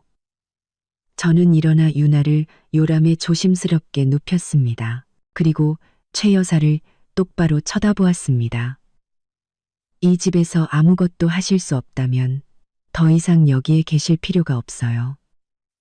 제가 어머님을 고향집으로 모셔다 드릴게요. 그곳은 공기도 맑고 텃밭도 있고 친구분들도 계시잖아요. 거기서 진정한 의미의 복을 누리세요. 더 이상 손녀와 집안일 때문에 방해받지 않으셔도 되고요. 최 여사는 분노로 얼굴이 시뻘개졌습니다. 그녀는 말을 더듬었습니다. 너 이 버릇없는 것. 나는 안 가. 여기 있을 거야. 이 집은 내 아들 집이야. 그녀는 제 단호함을 억누르려 소리쳤습니다. 저는 지금 이 순간 어떤 말도 무의미하다는 것을 알았습니다. 오직 단호한 행동만이 이 상황을 끝낼 수 있었습니다. 저는 지훈이 돌아와 두 여자 사이에서 난처해지기를 기다릴 수 없었습니다. 저는 지훈이 우유부단한 사람이라는 것을 알았습니다. 그는 공정한 결정을 내리기보다는 양쪽을 모두 달래는 방법을 택할 것이었습니다. 최종 결정은 제가 내려야 했습니다. 저는 최 여사를 등지고 메인 차단기 함으로 다시 걸어갔습니다. 차단기 함은 여전히 열려 있었고 빨간색 스위치는 꺼진 위치에 있었습니다. 저는 손을 뻗었습니다. 하지만 이번에는 전기를 다시 켜기 위함이 아니었습니다. 이미 일어난 행동을 강조하기 위함이었습니다. 저는 이미 내려가 있는 스위치를 다시 한번 내리는 신용을 했습니다. 저는 최 여사에게 이 일이 저의 주도적인 행동이며 결코 결정을 바꾸지 않을 것임을 보여주고 싶었습니다. 그저 신용에 불과한 단호한 행동이었지만 어둠과 혼란을 두려워하는 최 여사를 움찔하게 만들기에는 충분했습니다. 저는 엄마의 화상 입은 손과 유나를 달래려 애쓰는 모습을 보았습니다. 그리고 최 여사의 한가롭고 무심한 얼굴을 보았습니다. 저는 이 순간 더 이상 물러설 수 없다는 것을 깨달았습니다. 제 결정은 변하지 않았습니다. 저는 차단기 함으로 다가가 빨간색 스위치를 다시 한번 강하게 내렸습니다. 이미 꺼져 있었지만 철컥하는 소리는 마치 타협 없는 전쟁의 시작을 알리는 총성처럼 단호하게 울려 퍼졌습니다. 이번에 최 여사는 단순한 고함이 아니었습니다. 그녀는 진정한 놀라움과 공포에 찬 비명을 질렀습니다. 아, 미나야, 너 뭐 하는 짓이야? 당장 켜. 날 얼어 죽게 할 셈이야? 최 여사는 불편함에 전기가 끊기고 TV가 나오지 않는 상황에 전혀 익숙하지 않았습니다. 그녀의 두려움은 어둠에 대한 공포가 아니라 통제력을 잃고 익숙한 편안함이 사라지는 것에 대한 공포였습니다. 집 전체는 다시 완벽한 어둠에 잠겼습니다. 오직 창문으로 희미하게 들어오는 가로등 불빛과 엄마가 평정심을 유지하려 애쓰는 작은 부엌에서 새어나오는 노란 불빛뿐이었습니다. 어머님, 진정하세요. 저는 단호한 목소리로 말했습니다. 제가 전기를 끈 것은 어머님과 제가 진지하게 대화할 수 있도록 하기 위해서예요. TV 소리 방해 없이요. 최 여사는 제 말을 들으려 하지 않았습니다. 그녀는 무언가를 켜기 위해 더듬거리기 시작했습니다. 의자 다리에 걸려 비틀거리기도 했습니다. 그녀는 무언가를 켜기 위해 더듬거리기 시작했습니다. 얘기하고 싶으면 불 켜고 해. 누가 이런 어둠 속에서 얘기하고 싶어 해. 너 귀신 들렸니? 시어머니 해코지 하려는 거지? 그녀는 욕설과 울음을 섞어 퍼부었습니다. 저희 엄마가 유나를 안고 부엌에서 나왔습니다. 얼굴에는 걱정이 가득했습니다. 미나야, 이렇게 하면 위험해. 불이라도 나면 어떡해? 어서 불 켜. 형님 진정하시고 일단 앉으세요. 엄마는 두려움에 떨리는 목소리로 말리려 애썼습니다. 저희 엄마는 최 여사가 두려운 게 아니었습니다. 저희 가정이 깨지는 것이 두려웠던 겁니다. 당신은 조용히 해. 최 여사는 저희 엄마에게 소리쳤습니다. 다 당신 딸이 부추겨서 그런 거잖아. 자식 교육을 어떻게 시켰길래 시어머니한테 저렇게 버릇없이 굴어? 당장 시골로 돌아가. 여기서 소란 피우지 말고. 저는 최 여사가 모든 죄를 저희 엄마에게 뒤집어 씌우려 한다는 것을 알았습니다. 저는 가까이 다가가 최 여사와 저희 엄마 사이에 섰습니다. 어머님, 저희 엄마 탓하지 마세요. 모든 것은 제가 결정한 일이에요. 저희 엄마는 아무 잘못 없으세요. 제가 말했습니다. 아직도 서로 감싸주는 거야? 최 여사의 얼굴이 시뻘개졌습니다. 내가 말했지. 당장 지훈이한테 전화할 거라고. 그 애가 널 가르칠 거야. 이미 전화하셨잖아요. 저는 침착하게 대답했습니다. 이제 지훈 씨가 오기 전에 제 말을 똑똑히 들어주셨으면 해요.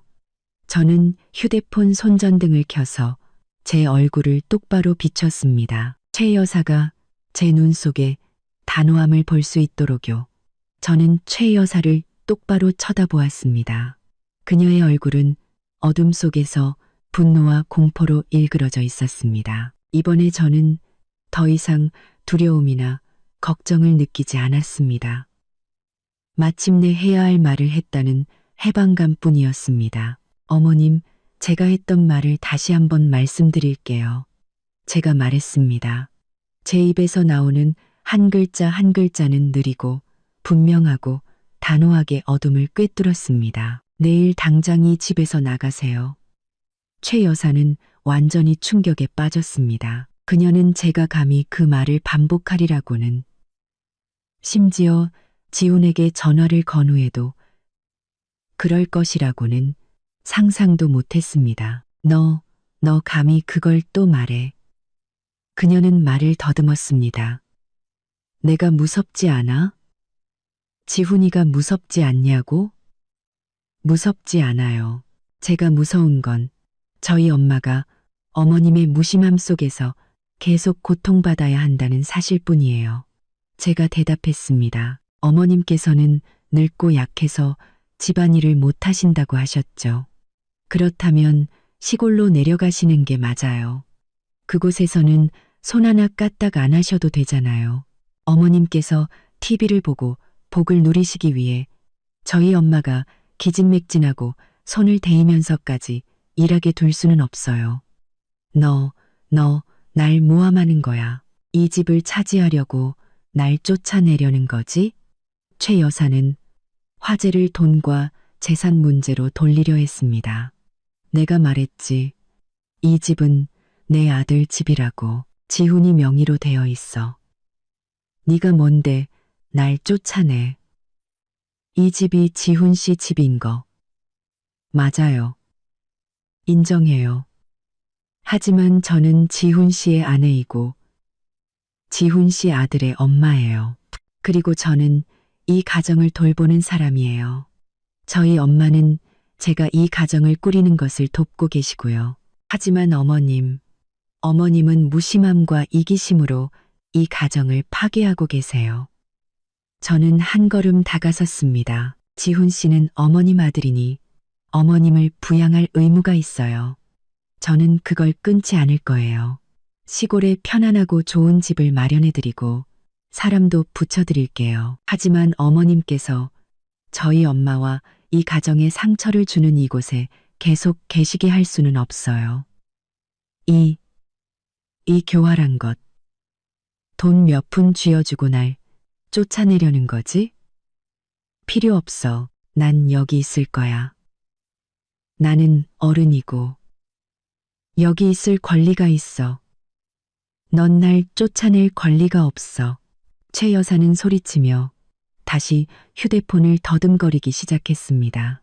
아마도 지훈에게 다시 전화하려는 모양이었습니다. 지훈 씨한테 전화하세요. 저는 그 사람과 마주할 준비가 되어 있어요. 저는 자신감 넘치는 목소리로 말했습니다. 제가 어머님을 나가시라고 했다고 말씀하세요. 제가 그 이유를 보여드릴 테니까요.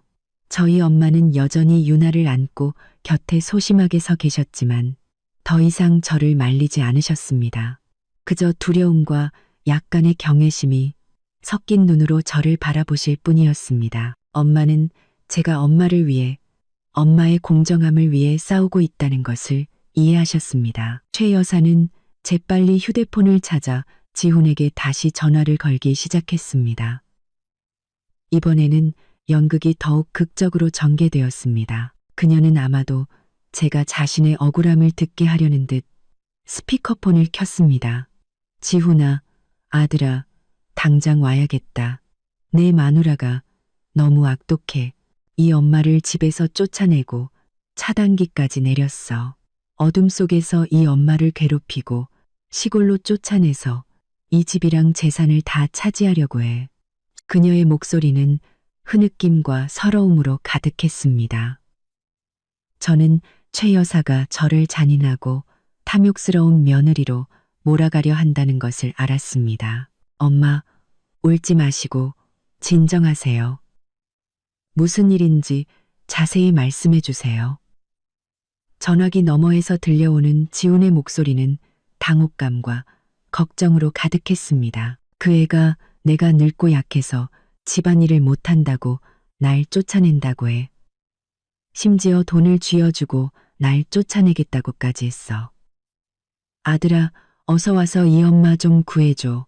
내 마누라가 난동을 부리고 박거사까지 끌어들여서 날 압박하고 있어. 최 여사는 저를 견눈질하며 극도의 증오심을 전달하려 했습니다.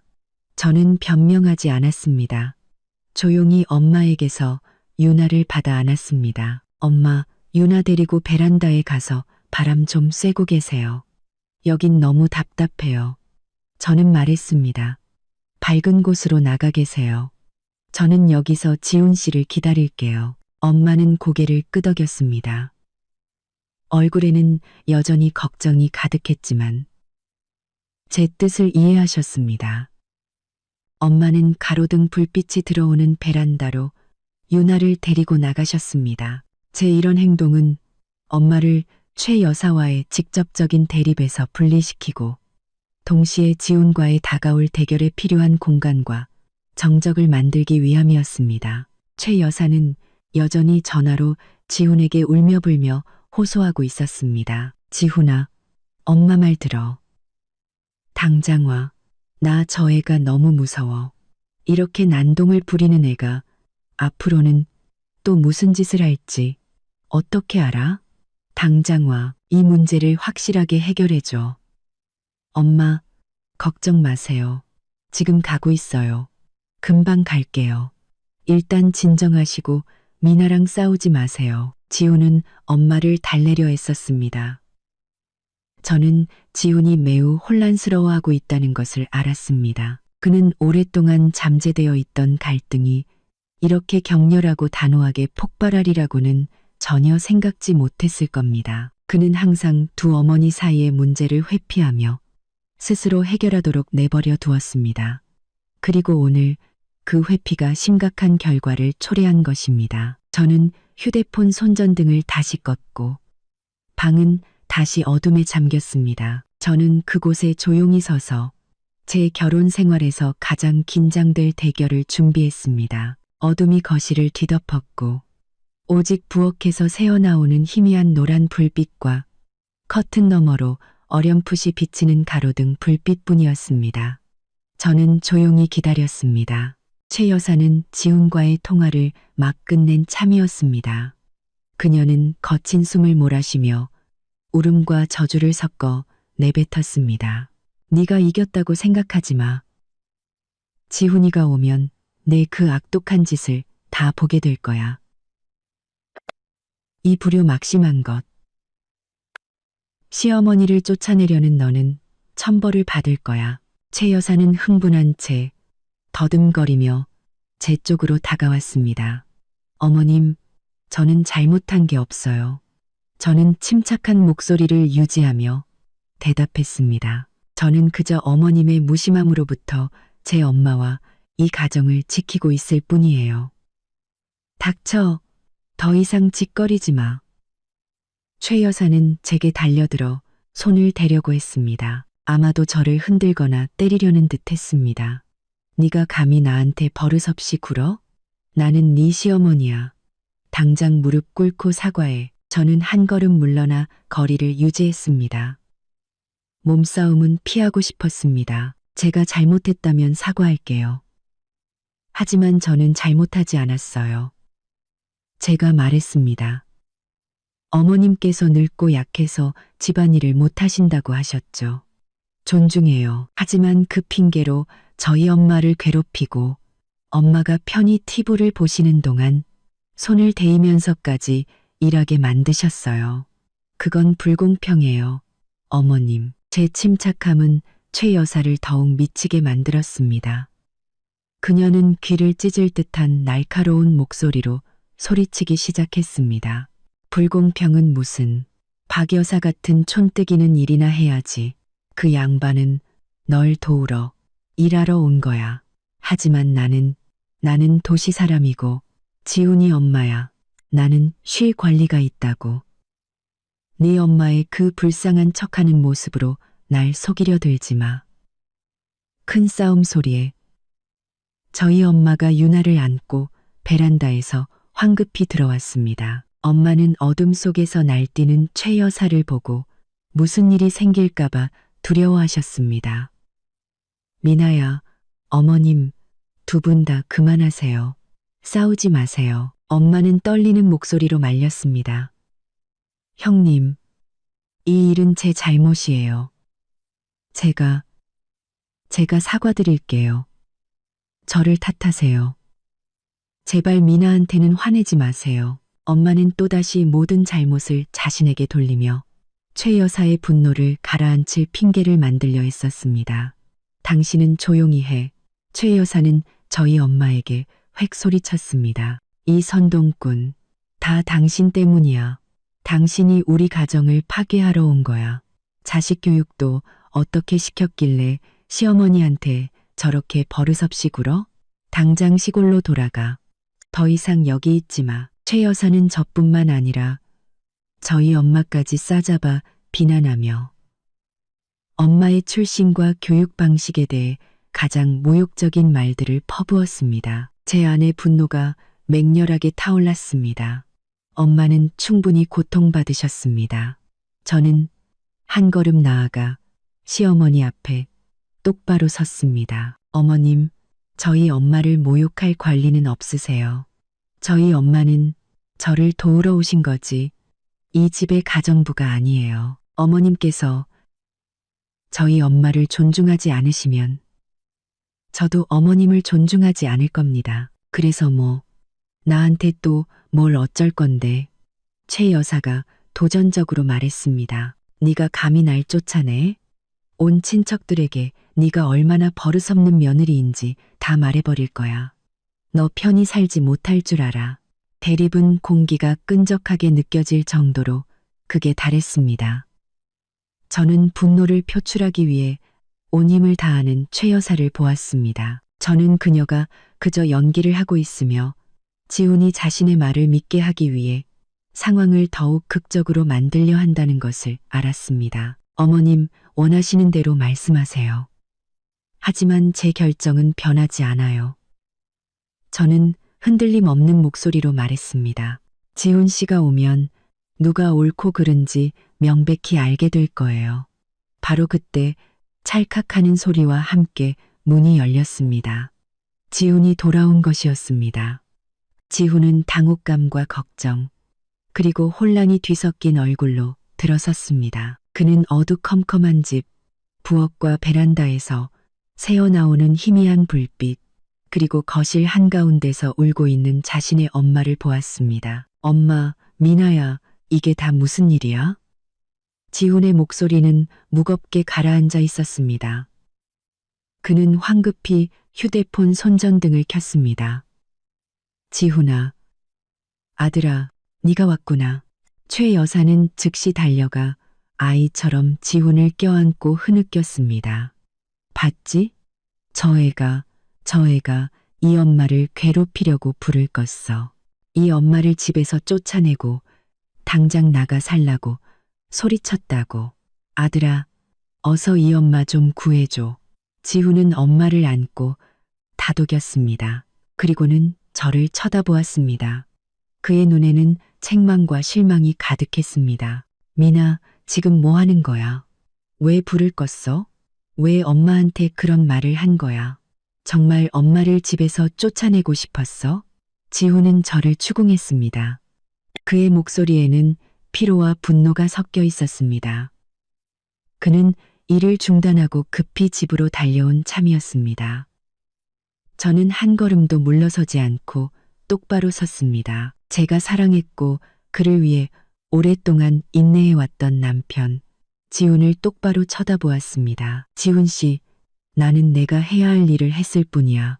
제가 대답했습니다.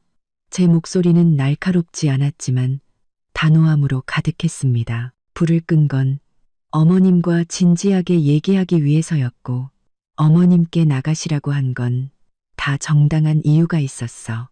무슨 이유로 엄마한테 그렇게 버릇없이 굴어?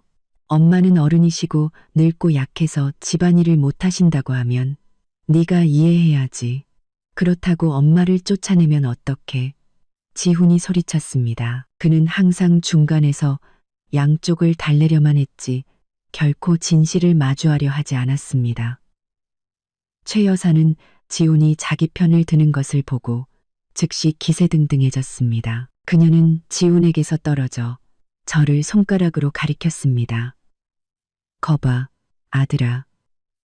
저의 아주 버릇없어. 심지어 박 여사를 가정부 취급했다고 모욕하기까지 했어. 돈으로 이 엄마를 쫓아내려고 했다고. 어서 저의 버르장머리를 고쳐놔. 지훈 씨, 저는 조용히 다가가 말했습니다. 나는 변명하지 않을 거야. 당신이 내 말을 믿지 않을 거라는 것도 알아. 하지만 내가 증거를 준비했어. 저는 요람 옆에 조용히 서 계시던 저희 엄마를 돌아보았습니다. 엄마는 두려움과 희망이 섞인 눈으로 저를 바라보고 계셨습니다. 엄마, 진정하세요. 저는 엄마를 안심시켰습니다. 저는 의심의 눈초리로 저를 바라보는 지훈을 다시 쳐다보았습니다. 지훈 씨, 내가 왜 이런 일을 했는지 알고 싶어? 지난 6개월 동안 이 집에서 무슨 일이 있었는지 그 진실을 알고 싶냐고 제가 물었습니다. 지훈은 당황했지만 약간의 호기심도 보였습니다. 무슨 말인지 해봐. 돌려 말하지 말고. 좋아. 제가 말했습니다. 일단 앉아. 내가 보여줄게. 저는 침착하게 아직 전원이 꺼져 있는 큰 TV로 걸어갔습니다. 미리 준비해둔 연결 케이블로 휴대폰을 TV에 연결했습니다. 그리고 메인 차단기를 다시 올렸습니다. 품체 간탄 기부로 그리고 메인 차단기를 다시 올렸습니다. 그리고 차가운 하얀 불빛이 순식간에 방을 가득 채웠습니다. 최 여사는 눈이 부신 듯 눈을 감았다가 즉시 TV 화면으로 시선을 돌렸습니다. 너 지금 무슨 장난이야? 최 여사가 날카롭게 쏘아붙였습니다. 저는 대답하지 않았습니다. TV 화면이 켜지며 제 휴대폰 화면이 나타났습니다. 지훈 씨, 어머님, 두 분 다 보세요. 제가 말했습니다. 저는 갤러리를 열어 첫 번째 영상을 재생했습니다. 그것은 며칠 전 제가 몰래 촬영한 영상이었습니다. 저녁 시간의 부엌 모습이었습니다. 저희 엄마는 허리를 굽힌 채 마지막 반찬을 볶고 있었습니다. 요람 안에 유나는 울부짖고 있었습니다. 최 여사는 부엌 입구에 서서 휴대폰을 들고 있었습니다. 최 여사는 부엌 입구에 서서 휴대폰을 들고 있었습니다. 영상 속에서 최 여사의 차가운 목소리가 울려 퍼졌습니다. 박 여사, 애 좀 조용히 시킬 수 없어요? 시끄러워서 드라마 소리가 안 들리잖아요. 일 좀 빨리빨리 해요. 배고파 죽겠네. 저희 엄마의 지친 목소리가 들렸습니다. 형님, 그럼 형님이 유나 좀 잠깐만 안아주시겠어요? 이 반찬만 다 볶으면 되는데. 최 여사의 투덜거리는 목소리가 이어졌습니다. 내가 말했잖아요. 피곤해서 못 앉는다고. 당신 일은 당신이 알아서 해요. 빨리 좀 하라고요. 지훈은 화면을 보며 얼굴이 점차 굳어갔습니다. 최 여사는 말을 더듬었습니다. 저건 편집된 거야. 네가 무슨 증거가 있어? 저는 최 여사가 반응할 틈도 주지 않고 두 번째 영상으로 넘어갔습니다. 이것은 제가 오늘 집에 도착하자마자 싸움이 벌어지기 전에 몰래 찍은 영상이었습니다. 클로즈업된 화면에는 저희 엄마가 한 손으로 유나를 안고 다른 한 손으로는 뜨거운 불 위에서 애호박을 볶는 모습이 담겨 있었습니다. 뜨거운 열기와 기름이 튀는 것이 선명하게 보였습니다. 엄마의 얼굴은 고통으로 일그러졌고 땀으로 흠뻑 젖어 있었습니다. 화면은 엄마의 손으로 클로즈업 되었고 붉게 부어오른 화상 자국이 뚜렷하게 보였습니다. 그 후 카메라는 거실로 빠르게 이동했습니다. 그곳에는 최 여사가 소파에 드러누워 테이블에 다리를 올리고 입으로는 해바라기 씨를 까먹고 있었습니다. TV 소리는 매우 컸고 손녀의 울음소리는 완전히 무시되고 있었습니다. 극명한 대조, 부인할 수 없는 사실이 큰 화면에 명백하게 드러났습니다. 지훈은 화면을 뚫어지게 쳐다보았습니다. 그의 얼굴은 창백해졌습니다. 갬받고 금받고 감받고 금받고 금받고 금받고 금받고 금받고 금받고 금받고 금받고 금받고 금받고 금받고 금받고 금받고 그는 건설 현장에서 일했기 때문에 그런 환경에서 일하는 것이 얼마나 위험한지 잘 알고 있었습니다. 그는 장모님이 기진맥진할 정도로 희생하고 있다는 것을 똑똑히 보았습니다. 미나야, 네가 이 모든 걸 찍고 있었어? 지훈의 목소리가 떨렸습니다. 응, 저는 침착하게 대답했습니다. 내가 이걸 찍은 건 어머님을 고발하기 위해서가 아니야. 당신에게 진실을 보여주기 위해서였어. 당신은 일하느라 바빴고 엄마가 늙고 약해서 집안일을 못한다는 말을 믿었겠지. 하지만 봐. 예순이 넘으신 우리 엄마는 손을 대이면서까지 일해야 했어. 당신 엄마는 편안하게 앉아서 TV를 보는 동안 말이야. 저는 영상을 껐습니다. TV 화면이 꺼지자 방 안에는 거실 불빛만 남았습니다. 방 전체가 무거운 침묵에 잠겼습니다. 최 여사는 멍하니 서 있었습니다. 그녀의 얼굴에서는 더 이상 과장된 분노가 아니라 두려움과 당혹감이 엿보였습니다. 부인할 수 없는 증거가 제시된 것이었습니다. 제가 TV를 끈 후 방 안은 침묵에 휩싸였습니다. 남편 지훈의 시선은 제게 고정되어 있었지만 더 이상 책망이나 혼란의 눈빛이 아니었습니다. 그 대신 후회와 부끄러움, 그리고 내면에 들끓는 분노가 담겨 있었습니다. 시어머니 최 여사는 마치 석상처럼 굳어서 있었습니다. 얼굴은 창백했고 더 이상 아무 말도 하지 못했습니다. 증거는 너무나 명백해서 부인할 수 없었습니다. 지훈은 유나가 잠든 요람으로 천천히 다가갔습니다.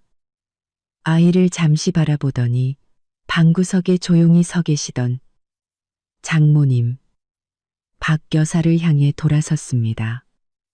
장모님, 지훈이 입을 열었습니다. 그의 목소리는 낮고 쉬어 있었습니다. 죄송합니다. 장모님, 제 무심함에 대해 사과드립니다. 제가 너무 신경 쓰지 못했습니다. 저희 엄마는 그저 가볍게 고개를 저으셨습니다. 눈에는 관용이 가득했습니다. 아니야, 괜찮네. 나는 괜찮아. 그저 자네와 미나가 나 때문에 싸우는 걸 원치 않았을 뿐이야. 지훈은 다시 자신의 어머니, 최 여사를 똑바로 쳐다보았습니다.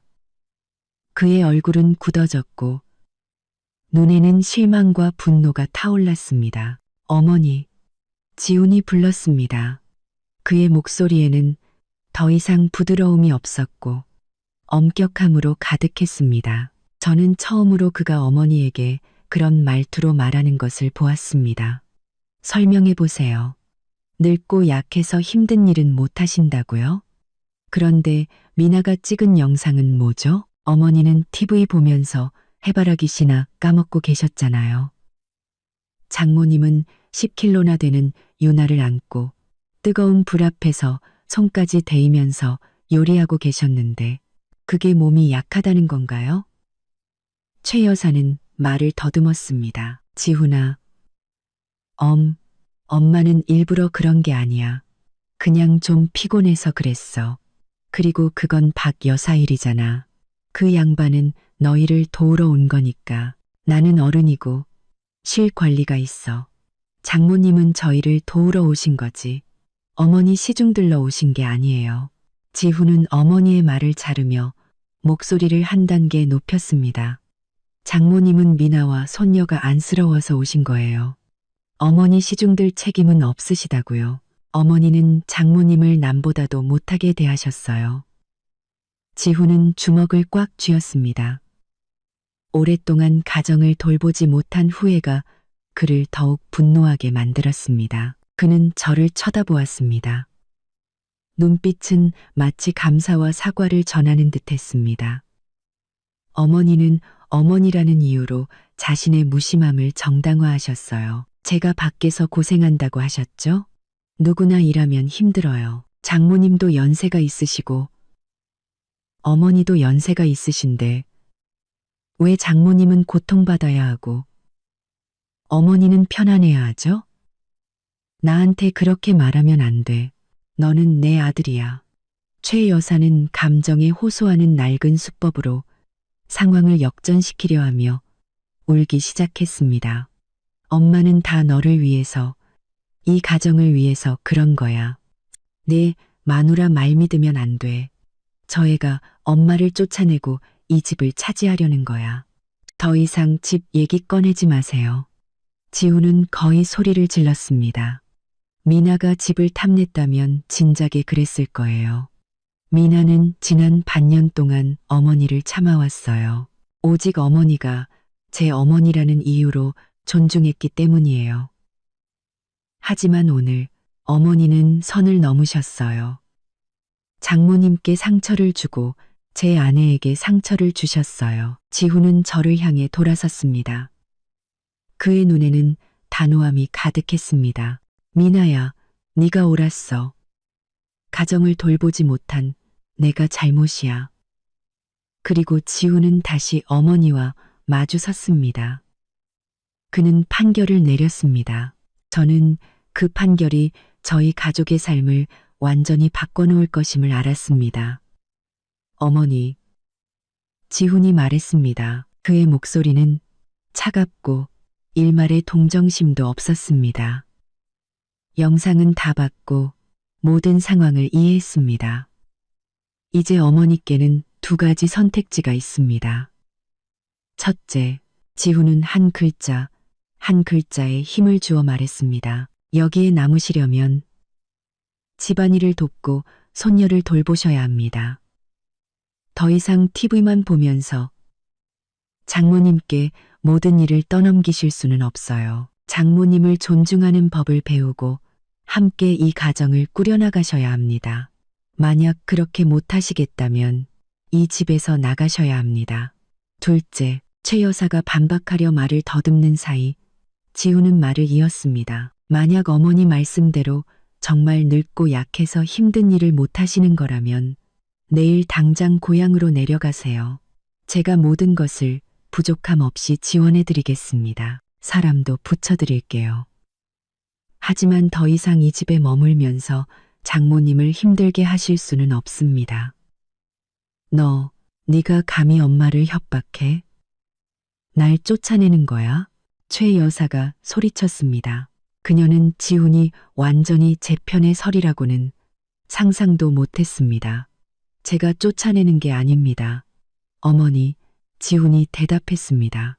어머니 스스로 선택하시는 겁니다. 자신의 행동에 책임을 지셔야 합니다. 여기에 남고 싶으시면 할머니이자 어머니로서의 책임을 다하세요. 그게 아니라면 어머니께서 원하시던 대로 고향에 내려가 진정한 의미의 복을 누리세요. 지훈은 최종 판결을 내렸습니다. 최 여사는 더 이상 반박할 논리가 없었습니다. 그녀는 그저 흐느껴 올 뿐이었지만 그 눈물은 더 이상 지훈에게 통하지 않았습니다. 최 여사는 부인할 수 없는 증거와 아들의 단호함 앞에 무릎을 꿇었지만 순순히 패배를 인정하지는 않았습니다. 그녀는 소파에 주저앉아 계속 울며 지훈에게 심리적 압박을 가하려 했습니다. 지훈아, 내 마누라 말 듣지 마. 저 애가 널 속이는 거야. 엄마는 안 가. 여기서 네가 마음 바꿀 때까지 기다릴 거야. 온 친척들에게 네가 얼마나 불효막심한 자식인지, 엄마를 쫓아냈는지 다 말해버릴 테다. 지훈은 길게 한숨을 쉬었습니다. 피로와 실망이 얼굴에 역력했습니다. 그는 제게 다가와 조용히 말했습니다. 미안해, 미나야. 내가 이 문제 확실하게 해결할게. 저는 최 여사가 여기서 멈추지 않을 것을 알았습니다. 그녀는 드라마를 좋아하고 다른 사람들을 자신의 싸움에 끌어들이는 것을 좋아하는 사람이었습니다. 그녀는 선동되기 쉬운 친척들에게 전화를 걸어 저희에게 압력을 가하게 할 것이었습니다. 그리고 아니나 다를까 저는 최 여사가 몰래 휴대폰을 들고 구석으로 가 음모 가득한 목소리로 속삭이는 것을 보았습니다. 여보세요? 유이모? 나야. 영자. 이모, 지금 당장 우리 집으로 좀 와줘. 내 며느리가 날 쫓아내려고 해. 불도 끄고 날 때리기까지 했다고. 지훈이는 저 애한테 홀려서 엄마 말은 듣지도 않아. 이모가 와서 좀 도와줘. 저 미나라는 애 아주 버릇없어. 이모가 증인이 돼서 지훈이한테 저 애가 얼마나 버릇없는 애인지 좀 말해줘. 저는 최 여사가 전화한 사람이 유이모, 남의 가정사에 끼어들기 좋아하고 분란을 일으키며 맹목적으로 자기 편만 드는 것으로 유명한 먼 친척이라는 것을 알았습니다. 그녀는 유이모를 불러 압력을 가하고 이 문제를 큰 가족 분쟁으로 만들고 싶어 했습니다. 저는 이 상황을 예상하고 있었습니다. 저는 최 여사가 일을 벌이기 전에 제 휴대폰을 들고 지훈의 집안에서 중요한 두 사람, 작은아버님과 큰어머님께 먼저 전화를 걸었습니다. 작은아버님은 지훈의 아버지 친동생이셨고 큰어머님은 큰아버님의 아내셨습니다. 두 분은 연장자이시면서도 공정하고 객관적이며 집안에서 발언권이 있으신 분들로 유명했습니다. 여보세요? 작은아버님, 저 미나예요. 이렇게 늦은 시간에 죄송합니다. 하지만 저희 집에 큰일이 생겨서요. 아버님과 큰어머님께서 지금 바로 저희 집으로 오셔서 시시비비를 좀 가려주셨으면 해서요. 네, 시어머님께서 일을 크게 만드시려고 해서 공정한 증인과 중재자가 필요해서요.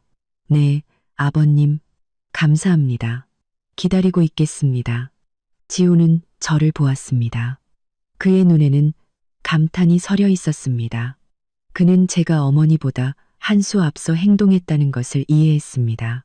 약 30분 후 유이모가 분노에 찬 얼굴로 나타났습니다. 그녀는 소파에서 울고 있는 최 여사를 보자마자 소리쳤습니다. 지훈아, 미나 너희들 엄마한테 무슨 짓이야? 네가 감히 시어머니를 쫓아내? 이모는 절대 허락 못해. 이 버릇없는 것들. 유이모는 소란을 피우며 고함을 질렀습니다. 이모, 일단 진정하세요. 지훈이 말리려 했습니다. 진정은 무슨 진정. 내 엄마 꼴 좀 봐. 저렇게 울고 있는데 나더러 진정하라고? 유이모는 제 얼굴을 똑바로 가리켰습니다. 네가 동영상 좀 찍었다고 그렇게 난동을 부려도 되는 줄 알아? 내가 어른이야. 나는 무슨 일이 벌어지고 있는지 다 안다고. 유이모가 소란을 피우는 바로 그때 작은아버님과 큰어머님께서 도착하셨습니다. 발언권 있는 두 분의 등장은 즉시 유이모와 최 여사를 조용하게 만들었습니다. 조카, 여기서 뭘 그렇게 시끄럽게 구느냐? 작은아버님께서 낮고 엄한 목소리로 말씀하셨습니다. 집안일은 이성적으로 해결해야지. 시장 바닥처럼 소리 지르면 안 된다. 그거로 그래서 아주버님, 지훈이랑 저 며느리 좀 보세요. 형님을 집에서 쫓아낸대요. 이모가 황급히 고발했습니다. 저는 앞으로 나아가 작은아버님과 큰어머님께 고개 숙여 인사했습니다. 작은아버님, 큰어머님, 두 분을 번거롭게 해드려 죄송합니다. 두 분을 모신 것은 공정한 증인이 되어 주십사 해서입니다. 저는 지훈에게 제가 찍은 영상을 다시 틀어달라고 부탁했습니다. 작은아버님과 큰어머님은 한 장면도 놓치지 않고 조용히 영상을 끝까지 보셨습니다. 화상을 입은 저희 엄마, 손녀와 씨름하는 엄마, 그리고 태연하게 TV를 보며 책임을 회피하는 최 여사의 모습. 영상이 끝난 후 큰어머님은 지훈의 어깨에 손을 얹고 안타까운 목소리로 말씀하셨습니다. 지훈아, 네가 잘했다. 네 어머니가 너무하셨구나. 작은아버님은 최 여사와 유 이모를 향해 돌아섰습니다. 영자야, 유씨. 두 사람 다 봐라. 이 영상은 부인할 수 없는 증거다. 영자야. 네가 어미이고 어른인데 어떻게 박 여사한테 그렇게 대할 수가 있니? 박 여사는 자식과 손주를 도우러 온 거지. 일꾼이 아니야. 네가 그분을 고생시키고 내 아들과 며느리까지 고생시킨 거다. 작은아버님은 최 여사를 똑바로 쳐다보셨습니다. 지훈이가 선택권을 줬다. 남아서 집안일을 돕고 박 여사를 존중하든지 아니면 고향으로 돌아가 쉬든지 너는 소란을 피우고 사람들을 불러 압력을 가하는 방법을 택했다. 네가 완전히 잘못한 거야. 너는 미나와 박 여사에게 사과해야 한다. 작은아버님과 큰어머님의 한결같고 공정한 판결은 최 여사와 유 이모의 계획을 완전히 무너뜨렸습니다. 유 이모는 더 이상 편을 들 수 없게 되자 슬그머니 자리를 떴습니다. 최 여사는 더 이상 기댈 곳이 없었고 마침내 증거와 집안 어른들의 판결 앞에 고개를 숙여야 했습니다. 작은아버님과 큰어머님의 판결 후 최 여사는 완전히 무너졌습니다. 그녀는 자신이 졌다는 것을, 저뿐만 아니라 공정함에도 졌다는 것을 알았습니다. 네, 내가 잘못했다. 최 여사는 말을 더듬었습니다. 그녀의 목소리는 더 이상 오만하지 않고 작아져 있었습니다. 그녀는 저희 엄마를 돌아보았습니다. 눈에는 뒤늦은 후회가 가득했습니다. 박 여사, 내가 미안해요. 내가 너무 무심했고 못된 말을 했어요. 저희 엄마는 그저 조용히 고개를 저을 뿐 아무 말도 하지 않으셨습니다. 더 이상 최 여사를 난처하게 만들고 싶지 않으셨던 겁니다. 지훈아, 최 여사는 아들을 향해 돌아섰습니다. 목이 메었습니다. 엄마가 받아들일게. 엄마, 고향으로 내려갈게. 미안하다, 아들아. 지훈은 안도의 한숨을 내쉬었습니다. 그는 이것이 모두를 위한 최선의 해결책이라는 것을 알았습니다. 어머니, 제가 모든 걸 잘 준비해 드릴게요. 고향의 사람도 붙여드리고 주말마다 찾아뵐게요. 편히 쉬세요. 작은아버님과 큰어머님은 잠시 더 머무르며 지훈과 저에게 최 여사를 부족함 없이 부양하라고 당부하고 최 여사에게는 자신의 삶의 방식을 되돌아보라고 조언했습니다. 모든 사람이 돌아간 후 집은 다시 평온을 되찾았습니다. 저는 지훈에게 다가갔습니다. 그는 돌아서서 저를 꽉 껴안았습니다. 미나야, 미안해. 내가 남편으로서, 아들로서 책임을 다하지 못했어. 너와 장모님을 너무 힘들게 했어. 지훈은 진심 어린 목소리로 말했습니다. 괜찮아요, 지훈 씨. 당신은 제때 돌아왔고 공정한 결정을 내렸어요. 고마워요. 제가 대답했습니다. 지훈은 저희 엄마를 향해 돌아섰습니다. 그는 엄마의 발치에 무릎을 꿇었습니다. 장모님, 감사합니다. 너무 고생 많으셨어요. 이제 여기 계속 계세요. 하지만 이제부터는 쉬셔야 합니다. 집안일은 저희 부부가 함께 책임지겠습니다. 장모님은 저희와 함께 복을 누리러 오신 거예요. 저희 엄마는 미소를 지으셨습니다. 오랜 피로와 서러움 끝에 처음으로 짓는 진짜 미소였습니다. 아이고, 아니야. 나는 복 같은 건 필요 없어. 너희 둘이 행복하게 살고 유나가 건강하면 그것으로 족하다. 그날 이후 최 여사는 고향으로 내려가셨습니다. 저희는 모든 것을 잘 준비해드렸고 지훈은 자주 어머니를 찾아뵈었습니다. 저희 집은 다시 평화를 되찾았습니다. 저희 엄마는 진정한 휴식을 취할 수 있게 되었습니다. 엄마는 유나와 함께 놀고 책을 읽으며 가끔 자신이 좋아하는 가벼운 일만 하셨습니다. 저와 지훈은 이 사건을 통해 서로를 더 깊이 이해하고 사랑하게 되었으며 함께 행복한 가정을 꾸려나가게 되었습니다. 그것은 운명적인 밤이었습니다. 제가 차단기를 내렸던 그 밤. 그 밤은 단순히 전류를 끄는 것이 아니라 부조리와 이기심을 끊어내고 저희 가족에게 공정함과 진정한 사랑의 빛을 가져다 주었습니다. 마지막 순간까지 제 이야기를 들어주신 시청자 여러분께 진심으로 감사드립니다. 다음 영상에서 다시 뵙겠습니다. 감사합니다.